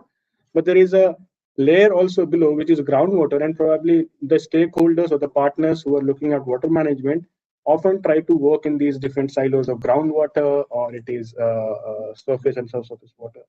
So if we need to really look at the optimal use of this very, very scarce resource, or rather not to say scarce resource, but the very important resource, is to really bring back all these aspects and see how can we integrately plan that this much of is the demand of water in this particular district, in agriculture space and other industrial and household use, and this much is the water that we have as a store. This much is what is being added every year into aquifers, into subsurface and surface flows, and then optimally planning. So that is something that we are working on, and that is what I think we need to do in terms of really looking at the implementation of some of these very interesting policy initiatives. Of course, there are more to come. There should be more of these policy adaptations that are needed. But at least even now, if you look at the kind of policy structure that you have, just to give you an example, the National Mission on Sustainable Agriculture has recognized as a fourth component knowledge management. If you want to achieve sustainable agriculture, you have to talk of integration of knowledge.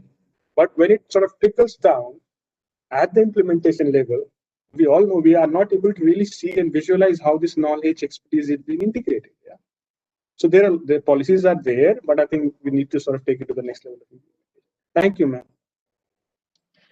Dr. Balasubramani sir, you may please supplement the same discussion.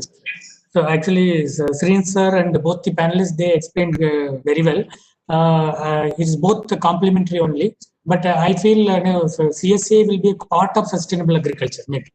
Because a holistic sustainable agriculture will be part of the CSA will be part of sustainable agriculture, and otherwise the explanation is very well given. Now I have some questions to panelists actually. One is, sir, actually I know Srinath sir is extensively worked in NICRA project. And it is a very good project and a very good component, and the very large scale it is implemented more than 100 district, and based on the success, and it made a very good success in the pilot stage.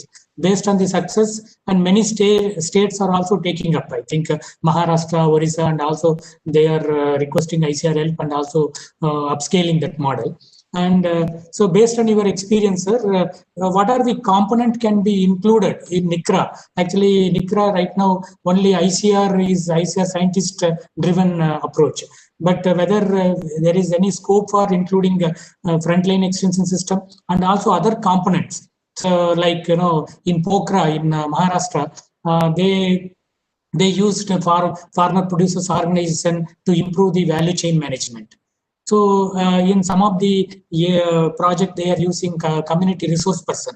So and there is scope for improving the contingency plan also in the NICRA project, because it has come up to district level. There is scope for even below district level also to devise the. So can you please throw some light on this, sir? Because that is one of the important and good scheme. And how best to improve, strengthen, and also upscale to a larger area. Yeah. Thank you, Balu. Actually, NICRA is one of the landmark projects which recognized that there is a need for immediately to start working on ground for helping farmers to adapt to whatever is happening. Mitigation is something which will be a product of some bit of investment through certain strategic research. So therefore, there were two components in NICRA, the technology demonstration component, which in fact was implemented with the frontline extension system only. I was one of the earlier coordinators of this project, I remember, and even now it's going on, where we took the frontline extension system, which is actually the face of frontline extension system is the KVK system. There are about 100 KVKs. Now I believe it's about 125 KVKs across the country. From these KVKs were decided based on certain climatic vulnerability assessment. And these KVKs actually led this technology demonstration component. And one of the novelties of this project is the way it was designed. The way it was designed is it's a wonderful program. Planning has gone this.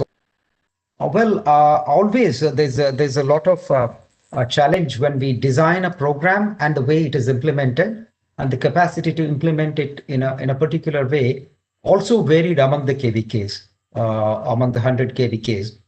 So from the point of what new components can go into it, at the time it was designed, it was so holistically designed. It had livestock, it had fisheries, it had the agriculture, horticulture, and agroforestry components, and also one most important of our projects kind of overlook is the community participation. So therefore, there was a provision even to include what is called as VCRMC, Village Climate Risk Management Committees, which were essentially the local initiative to generate the awareness about the climate change adaptation and also make this as a part of the community movement. So in a way, it was very holistic, as you rightly said. Now there is a need for integration in terms of taking the contingency plans and going down up to the block level, and probably in a place like AP and Telangana, where we have mandal level plans. So if we can go down to that level, the integration could be much better. So I think the very way this program was conceived was to create a kind of awareness across the country, and some states like Maharashtra, MP, Chhattisgarh, they have gone ahead and then taken and formulated their own programs like Pokhara in Maharashtra. The idea was, ICAR can always come up with pilots to generate awareness and to kind of knock at policy door and look at these things and then formulate their own programs. And that's how ICAR involved the KVKs and the state agricultural universities also. So it is time now for the states to, particularly that are very vulnerable. In fact, I would say that there is no state in our country which is not vulnerable to climate change. Every state has its own climate change challenges. So they can have their own programs, and there has to be investment from the state side, and they can design program keeping in view the challenges those states are facing. Even in Nicaragua, when it was implemented, there was enough flexibility. For example, when we worked in a state like Sikkim, we worked on how to fortify the climate, this thing for cold related things, cold waves, and heavy snowfalls and landslides. So the focus was exactly the local climate challenge based. So therefore, it is now for the states to come and then decide and then go ahead, and every state can make their own program, and that's how if this can be pushed through a policy level, and like Naveen just shared, there has been quite a few policy initiatives to integrate many of these things. One important thing is the formation of the Ministry of Jal Shakti itself, where it has started looking at the whole water resources as one entity. Itself is a big policy change. But now in a large country like ours, to trickle down at the execution level, it takes a while. I'll stop. Thank you. Sir, I have one more. I think you are the right person. I take liberty to ask one more question, sir. Actually, you are. I know that you are very much involved in CSR project also. So many CSR projects you are implementing through ICRISAT. And we know that the CSR is not investing more on agriculture. Because we are all aware, because they are more into sanitation, health, education, these are the things. But agriculture being the important sector, especially climate smart agriculture is very, very important. Why they are not investing, and what are the strategies we can adopt so that we can attract more fund for the CSA? It's a very interesting question, Balu. Actually, there are two reasons for this. One is, if you look at the sectors defined by the Ministry of Corporate Affairs. What is this called as Ministry of Corporate MC? Corporate social responsibility, is it? No, not that. Yes, Ministry of Corporate Affairs. So there is a ministry, and they actually determine the areas in which the CSR can be conducted. So agriculture is kind of hidden in very many things. Like rural development is a subject, an area. Environment is an area. Agriculture per se, horticulture per se has not been defined. And there is a need for actually bringing it up so that more and more people know that this is also one of that. And this is primarily number one. And apart from that, there are certain operational advantages for the CSR spending that these profit-making companies are supposed to spend on. There are, when there are areas like education, health, sanitation, and certain things like poverty alleviation and all that, a CSR entity will find it very, very convenient to write one single check and then spend on buying maybe some 10,000 sets of uniform and distribute in a poor region. So they get to immediately record their output in terms of, yes, we spent this much money and we provided uniform to these many people. or we bought these many computers and we gave to these many government schools, or we bought one, what do we call, a scanning machine to a hospital, or we built a mobile hospital, and then they can just, their engagement with that process is, it can be short and the output can be immediately visible. But if someone has to engage with agriculture, they have to engage with minimum 3 to 5 years in order to really look and then see some difference happening. So very few people, fortunately still there are many, very few people, CSR entities have really shown some good interest, particularly in agriculture and water resources. One of the reasons why they're also coming into water resources, when they come about into water resources, they obviously will also have to address agriculture, because agriculture is the biggest consumer of water. So, for example, there are many industries which consume huge amount of water. A part of their CSR, they're also making use to comply with certain regulations of their water spending. So, for example, there is a paint industry which consumes huge quantity of water. The Ministry of Environment, which gives them certain permissions, will also insist that if you are spending this amount of water, you must also conserve, recycle, harvest X amount of a part of your, water budget. So that's how they are getting drawn into agriculture. So there is, again, as you rightly said, the Ministry of Corporate Affairs probably will have to upfront define agriculture as one of the sectors where CSR spendings can be done. I hope I have answered your question.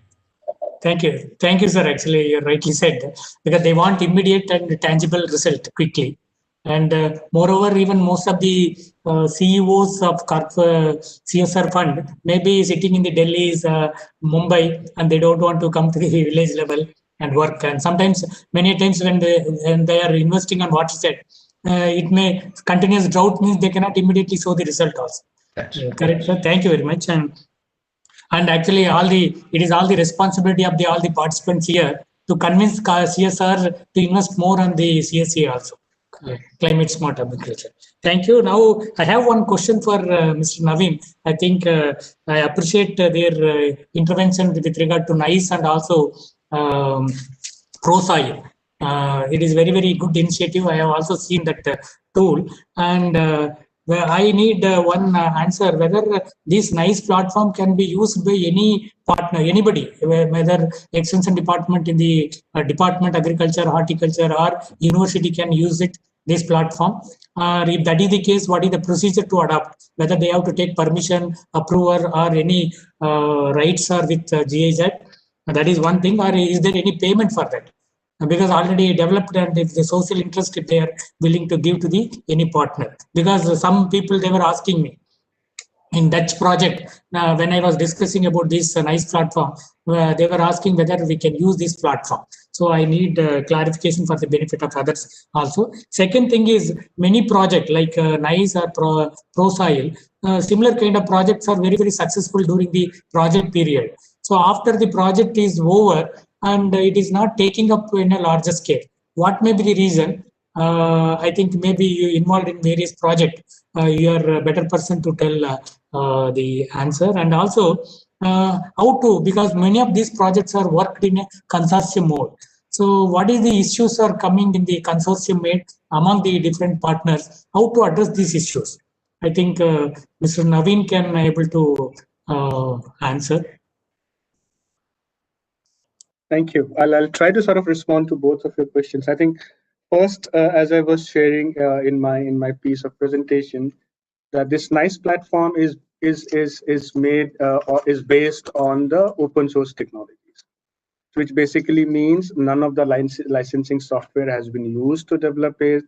So open source also means that if you have the source code, any developer can further refine and further develop this platform. So because it's based on open source, it is actually open to use by any of the stakeholders, like whosoever wants to use it.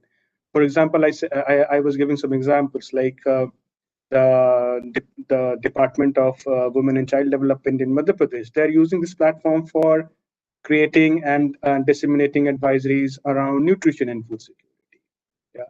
Yeah, they have sort of established it in their own system as such.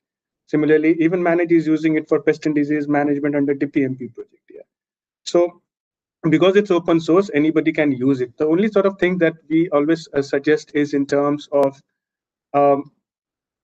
it also means in terms of taking the ownership of this platform when you want to use it. Yeah. So basically, you need to put in your infrastructure, like in terms of server space, whatever is required, in terms of some of these IT expertise that you would need to further refine and keep on maintaining it. Yeah. So these are the minimum requirements that you would have if you really want to sort of independently use this nice platform. So that's the only thing that we always pursue is like, if you want to use it, own this platform. Yeah. So there is no licensing limitation. There is no use limitation. You're open to use it, but then own it when you use it. And there is no restriction or from GIZ's end. Like once you have adapted, modified the platform, it is your platform. And that's what we see. This platform is a global good, and anybody who is interested to use it for any other topic, theme, should be able to use it and should use it. The next question is a largely a macro question for me, and in fact for all, in terms of there are a lot of these very interesting sort of pilots, very interesting innovations that the projects like that the pilotal projects or even other research projects or even other projects do. What it takes to sort of scale it further. Now, very interestingly, I think we should look at what we are also looking at is various options to scaling. Of course, in India, the public sector is really strong enough, and it's not that the resources are limited. If you look at the various schemes in the government sector, whether it be for rural development, whether it be for agricultural development, just look at one of these programs, the MG Narega. It is one of the highest sort of resourced program globally on social security, and also promotes soil and water conservation. So there is no dearth of resources in the public sector. It's all about how we optimally use this. Can we have the innovations which is integrated into this existing sort of public systems?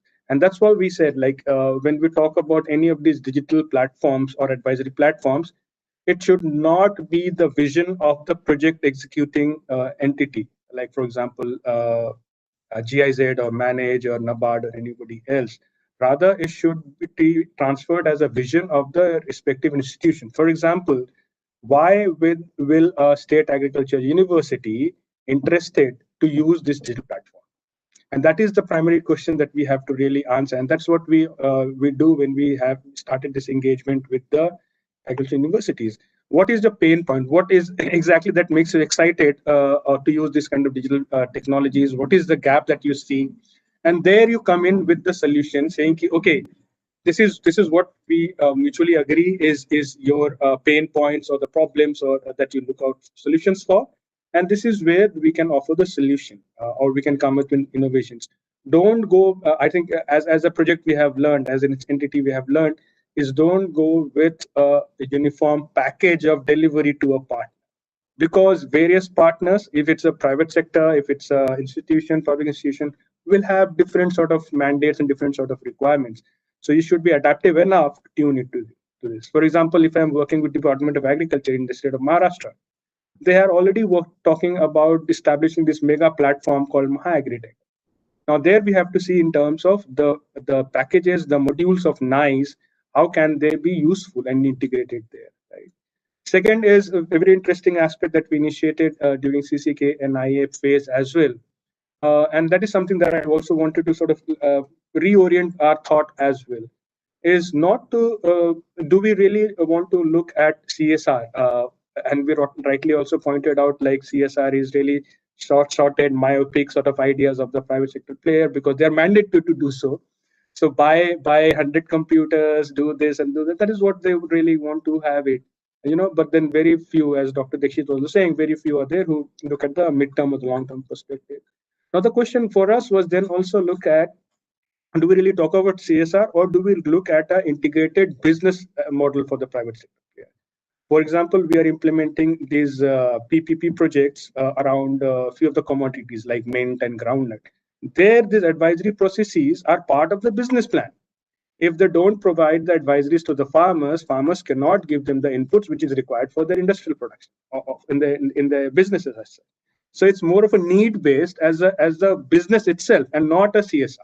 Yeah, and that is where we see probably these kind of models are far more sustainable, because if it's integrated in the business plan, because it's a business interest, the private sector will anyways engage with it. And that's true also for the advisory processes. Like we have talked a lot about Reuters Market Light and their entire sort of initiative around agri advisories, also providing the agromet advisories. It was really, really interesting. And they actually churned out a business model around it as well. I mean, of course, they are still also struggling to scale it further, but I think there is a model that they thought at least about, that what will it make a business sense for me to provide advisories, not just as a kind of a responsibility that I have been mandated to. So I think these are the various aspects that we'll want to look at in terms of when we scale out. Like, of course, you have the public institutions, but also look at the private institutions and others who have a very critical role to also play to take out these advisories, take out this entire support system out to the farmers from the interest of the business per se. Yeah. So I think, yeah, we need to look at both aspects, and that's what we are also trying to explore. Okay, thank you, Navinji. Thank you for your explanation. And Dr. Mahantesh, is there any time? Shall I ask one more question to Srinath, sir? Yeah, please go ahead. Yeah. Yeah. Okay, I mean, can we also take some questions from participants? There are about 100 participants. I think we should give a chance to them also. Yeah, yes, sir. Actually, their questions are questions taken. In case they have, okay. Their questions are taken. Sir. Some of the questions. Yeah, good. I didn't see that. Yeah. I'm asking some of their questions only, sir. Oh, please. Oh, yeah. I didn't know that. Thank you. Sir, another thing is actually there are various projects are there, like NICRA, POCRA, and CCK, and various projects, and there are a lot of success it has happened. And whether we have to document, because whether we have to document, keep the repository in one place, so that any such projects are taken place or they wanted to start, immediately they can, without loss of time, they can immediately adopt, like in terms of methodology, process, and also impact. Suppose, take for example, one Tungabhadra project, river basin project is happening under the funding project of ADB. Similar kind of project they wanted to start in Uttar Pradesh under Ganga river water. So there are a lot of already experiences are there, process they adopted, they customized a lot of information based on the experience. But again, for Ganga water, they are looking for some of the information. Again, they are trying with different model. So what is your take on this, sir? Well, I mean, we are in a business where we simply can't go by the logic of one size fits all. Well, I mean, Ganga is Ganga, Tungabhadra is Tungabhadra. We all know that. They have very, very different challenges in both the places. And it's always very good idea to document. And I think no project, because we would have invested a lot of public money into these projects. And anything that we do as part of the project, any learnings, any processes, must always be documented for posterity, and also as a matter of learning and as a matter of as a subject of research. There is no second opinion about that. But we must also be aware that there is something in our business, which is the business of uncertainty, the business of agriculture. There is something we always learn primarily by putting our hands into the soil, making our hands dirty. So that's what it's a hard way, learning by hard way. Although there is some kind of an intuition behind that, and that intuition is a product of, again, having worked in the field for so long, and there is some kind of a I won't say that sixth sense. It's something like, you know, when you have learned swimming, but there will be some challenges rivers, some challenging streams, and maybe swimming in the sea is different. So I feel there is no harm in looking at it differently, but nevertheless, it's always better to look at what kind of efforts in what kind of ecology would already have gone. I think I have answered this question. Thank you. Yes, sir. Thank you very much, sir. Now, there is another question from Dr. Ramadevi Nair. I think considering the small and marginal farmers and the further fragmentation and then growing population because of the growing population and land degradation. So, what is the possibilities on the abundant use of chemicals and then water scarcity emerging and then flood situation emerging? I think to rephrase it, the climate change effects are being faced brunt by the small and marginal section farmers. So what special things can be done, sir, to safeguard their interests? This is a question to me, Mahantesh? Yes, sir. You can please answer that question. Okay. Well, I think I try to make it clear in my presentation. Any climate change, any CSA effort, the climate smart agriculture effort, must be done at two levels. I try to explain it in my presentation, but for clarity, I will once again say this, that there is what is called as the landscape approach and the farm level approach. Both have to go hand in hand. If we work only on landscape and neglecting to carry the benefits of the landscape onto the individual farms, then we would not have actually done the justice. If we work only on the farm level and without doing landscape, this will not be sustainable. For example, I'll give you two examples. One is that on the farm level, we go and then give the farmers, promote improved varieties or drought tolerant varieties or lodging resistant paddy varieties. Even if there is a flash flood, it will tolerate. So we try to give these seeds to the farmers at the farm level.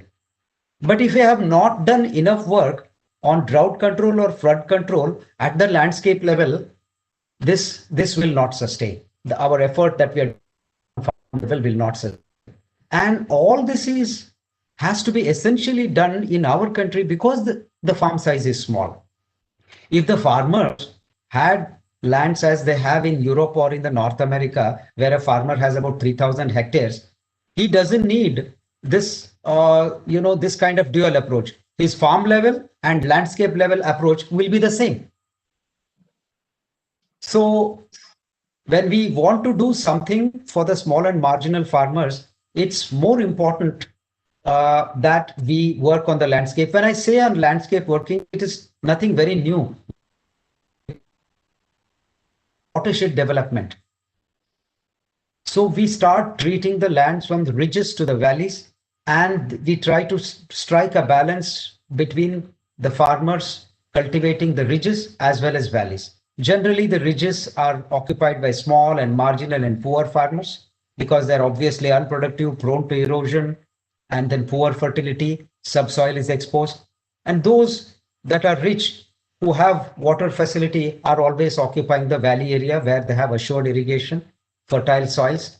So in order to, strike this balance in terms of resource distribution, we must always start from ridge to valley, which is a landscape approach, which takes care of all the small, marginal, smaller pieces. Even this approach takes care of the livelihoods of the landless who still have stake in the water that is harvested from these landscapes. So I think I'm clear. Yes, sir. Yes, sir. Very much, sir. Very much answered, sir. Now in continuation, sir. Yeah, can I add to this? Yeah, please, Mr. Naveen, please. I just wanted to invite you for your comments. Oh, thanks. I think we all need to reiterate and remind ourselves about this nexus when we talk of agriculture. I think that's if any takeaway we want to take today, I think remember this nexus between climate, soil, and agriculture. Without talking about 3, you cannot talk of sustainable agriculture. So I think it's a takeaway for everyone. And what Dr. Dixit also rightly pointed out is this entire interaction also means that there is an entire ecosystem playing around agriculture, both in terms of wherein agriculture extracts from this ecosystem and also wherein agriculture gives back to the ecosystem. Yeah, and that is where all of these, if you look at the assessments of around economics of land degradation, it also talks about what are the benefits that the agriculture provides to the ecosystem, and or what are the benefits that is also received by the agriculture sector from the ecosystem. So this ecosystem could be also looked at from the perspective of watersheds. It also can be looked at the perspective of larger landscape like a river basin kind of approach. And of course, this entire thing, what Dr. talked about, has to be, first we have to talk about this entire ecosystem-based soil and water conservation. And then you have to start then talking about how can this conserved water and soil can be optimally managed in the context of climate change, in the context of degradation of soil. And that is where, like, we are in a quite fortunate situation, at least in India. We have a history of successful watersheds. We already have a lot of knowledge and a lot of areas wherein we have tried and actually established very interesting models for conservation of soil and water. And these need to be taken to the next step, saying, okay, now these watersheds are there. Can we also integrate climate smart agriculture measures? Can we include the sustainable soil measures? So that at the end of the farmer, it is more of an integrated approach. Second thing is, when we talk of a lot of these approaches, I think what we need to again question ourselves is what is the incentives at various levels? Why would a farmer adopt certain sort of measures on the farms? What is incentive for him? Unless he or she sees the economic return, sees the return from the agriculture, that too from season to season. He is more worried about, we have sown in Kharif, at the in October, how much will I get as a return from the piece of farm? And that's what the immediate incentives are. The farmer is not really looking at, say, 15 years, 20 years down the line. Because of my practices on the agriculture, there will be this impact on the climate change, or there will be this mitigation benefits. He does realize that if he does not sort of do the things well, probably he will not get the benefits now. And also, if he does not manage the resources well, probably 10 years down the line, 20 years down the line, he will not have the resources enough to continue with the agriculture. So what is an incentive for the farmer? Not only farmers, what is the incentive for the extension cadre that we have to really get involved and say, okay, we are going to take out these advices to the farmers? What is the incentive for them? What is the incentive for the experts who are going to create these advisories? And now when I say incentive, it is not financial incentive that I mean to say. There are various other incentives. For example, we talked about, there is a need for not really looking at reinventing the wheel, but learning from the past experiences. And of course, India being a diverse thing, as Dr. Dixit rightly pointed out, we need to really have these localized solutions. We have to be adapted to the context. So what we also were trying to do when we talked of this climate change knowledge network is to really look at this macro level knowledge exchange between different institutions. And one of the things was really sort of came out very strongly, which I felt needs to be addressed, is this entire question of knowledge being a global product, knowledge being an intellectual product. We need to transition this entire thing from knowledge being an intellectual product to knowledge being a global product, so that any knowledge that we have can reach out to everyone, including the farmers in the rural and the far-off locations. The third aspect that I wanted to quickly sort of talk about is also in terms of look at the continuum of agriculture. And that's what also I want to relate to the new approaches that we sort of were discussing. And the question was as well, like if you see the continuum in the agriculture sector, we in the 60s, 70s, we started with Green Revolution because we needed food security in the country. And now we have started talking about sustainable agriculture because we realized the way we did the Green Revolution probably has deteriorated our natural resources, the soil, water, and everything. So we need to really come back to the sustainable agricultural approaches.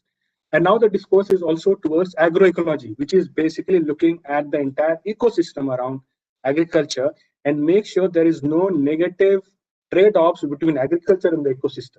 Both of these coexist, and agriculture is practiced more in terms of ecologically sensitive manner or sustainable manner. So if you see, there is a continuum in the agricultural practices that we are promoting. And that is where we need to sort of go if we really need to look at how we sustain agriculture in the future, even in the context of this fragmentation of land, the high population of small and marginal farmers. We need to bring back these two aspects, incentives and the ecological or agroecological way of doing agriculture, sustainable agriculture. So with this, I pass on to Mahantesh. Yeah, thank you, Mr. Nami. I think the discussion can continue, but for want of time and maybe Dr. Srinath Dikshit sir's and other panel members' commitment. So I wish to maybe one last question, if we can take the duplication of efforts in one side, or the too much concentration of efforts in the most powerful and lobbying villages. And if you see, out of all the more than 660,000 villages, hardly 100 plus climate smart villages. So I think it also speaks of some imbalance in the focus of the climate smart extension approaches strategy. Maybe Srinath Dikshit sir can sum up on this important thing, and then I request Saravanan sir to give his remarks. Well, I would not call this as an imbalance, because let us look at this initiative as the step first initially taken by ICAR to generate an awareness across the country about the climate smart agriculture or climate resilient agriculture that needs to be done. And a research institute can only do as much. We all know that. We cannot replace or replicate the resources that Department of Agriculture or Horticulture or Livestock has at its command. So, and it also used the institutions that were already under its domain, like the Frontline Extension System, KVK. And even while selecting, let me assure you, because I was part of the selection, there was not like, some village was selected based on, a criteria like some powerful person asked and all that. I think it followed one of the most scientifically valid criteria. I am privy to that one. At the time when this project was initiated, it was 2011-12, the first phase.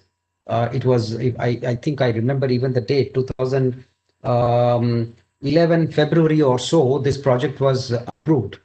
And at that time, one team of scientists in CREDA worked only on determining the characteristics that need to be taken into consideration to qualify a district as a vulnerable district, climatically vulnerable district.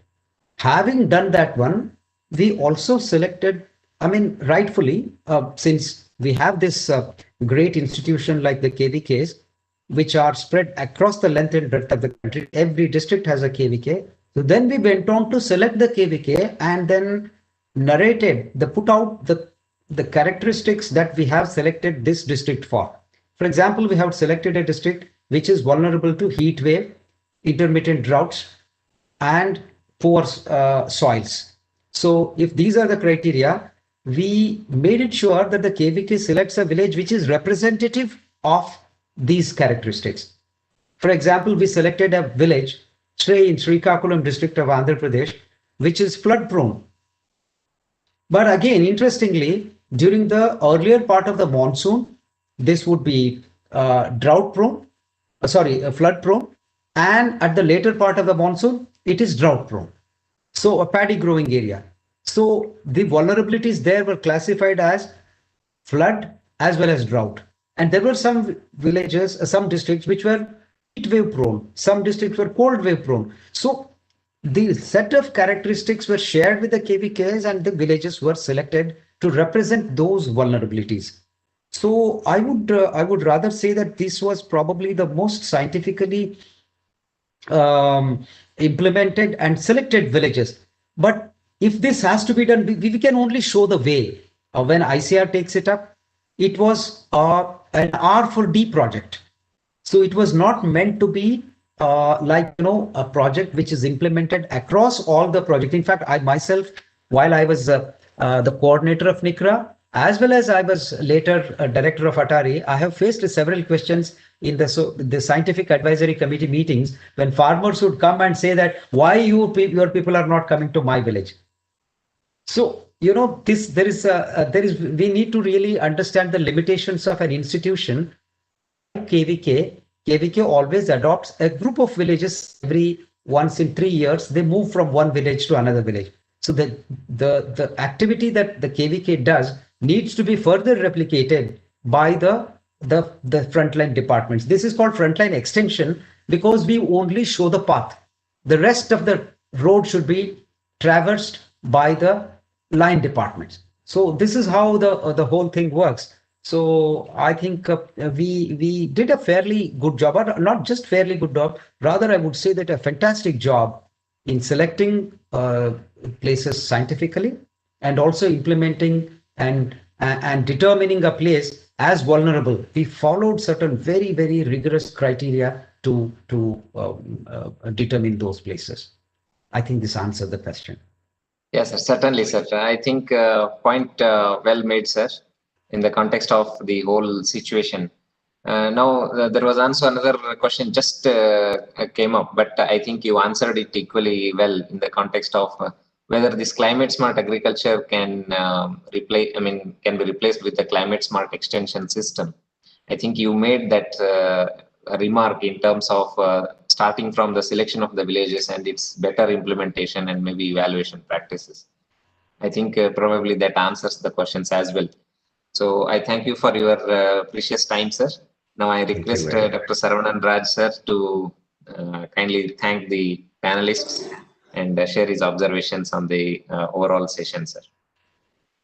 Thank you, sir. Thank you for all the three panelists for interesting and insightful discussions. And it's a dialogue. We'll continue the dialogue, and manage also gives a lot of importance for climate smart agriculture. That's why we have recently started separate center for climate smart agriculture, and Dr. Balasubramaniam is manning that one.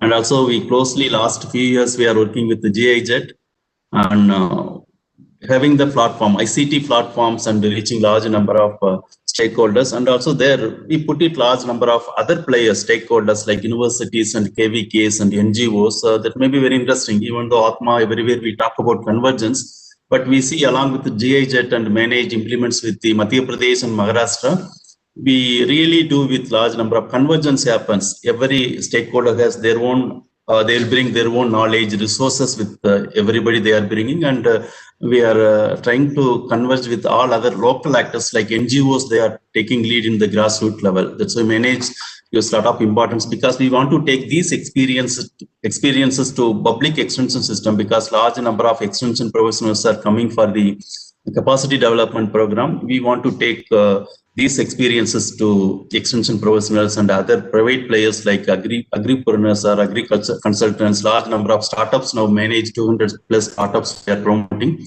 We want to take these all initiatives.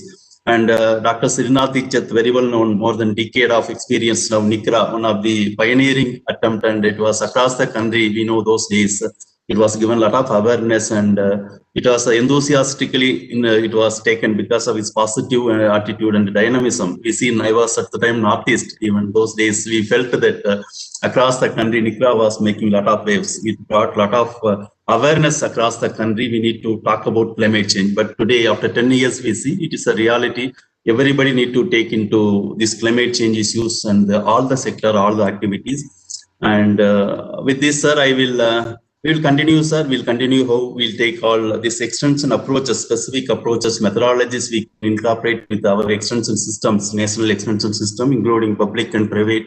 We will still make a lot of deliberations, and we will see that some innovative models will implement, and manage also want to promote these type of initiatives. And on behalf of manage, I thank Dr. Srinath Dikshit. It is midnight from he is participating from US Virginia.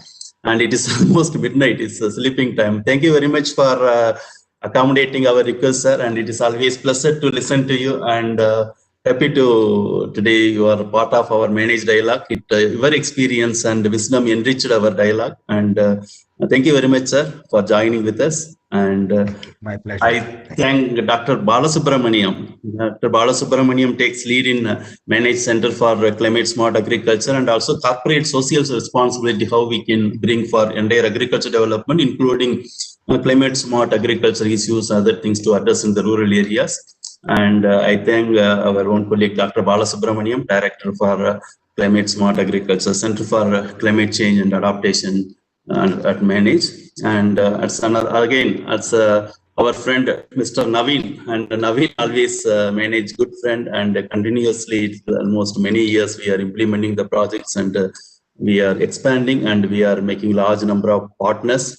And thank you, Naveen, for joining with us. And as you rightly told, it's a public good. Whatever we make as online platforms or knowledge we are creating through NICE platform or ProSoil project, all it is a public good.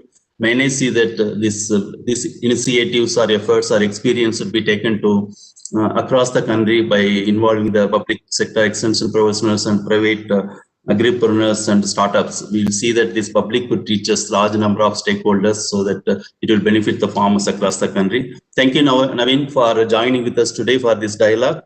And we'll continue to discuss, and we'll move forward with our own research projects on climate smart agriculture related projects. And also I thank all the participants, those who are active, and there are interesting questions from some of the participants. And thank you very much for joining with us. And we'll be making entire proceedings as videos, and we will put it in the online platform. Manage YouTube channel will upload maybe after 1 week or 10 days. We'll upload it. We'll try to share the presentation. Some of them asked for the presentation. We'll get the presentation from the 3 panel members. We'll try to share with all the participants. And also I thank my team members, Dr. Magande Surur for moderating, and Dr. Sagar Desmukh and Kausik and other team members, those who are there. And thank you very much for all of you joining today. And I look forward. Evening we are having very exciting and interesting session on farmer producer organizations and agri startups and agripreneurs. So what are the role they are playing in promoting agriculture extension and other support services to farmers? And I request all the participants, those who are interested, you can join with us at 3 o'clock. And also we are having valedictory address by our policymaker or administrator, additional secretary from the Ministry of Agriculture and Farmers Welfare, Mr. Abhilash Lekhi is going to address along with our Director General Manage. And thank you very much.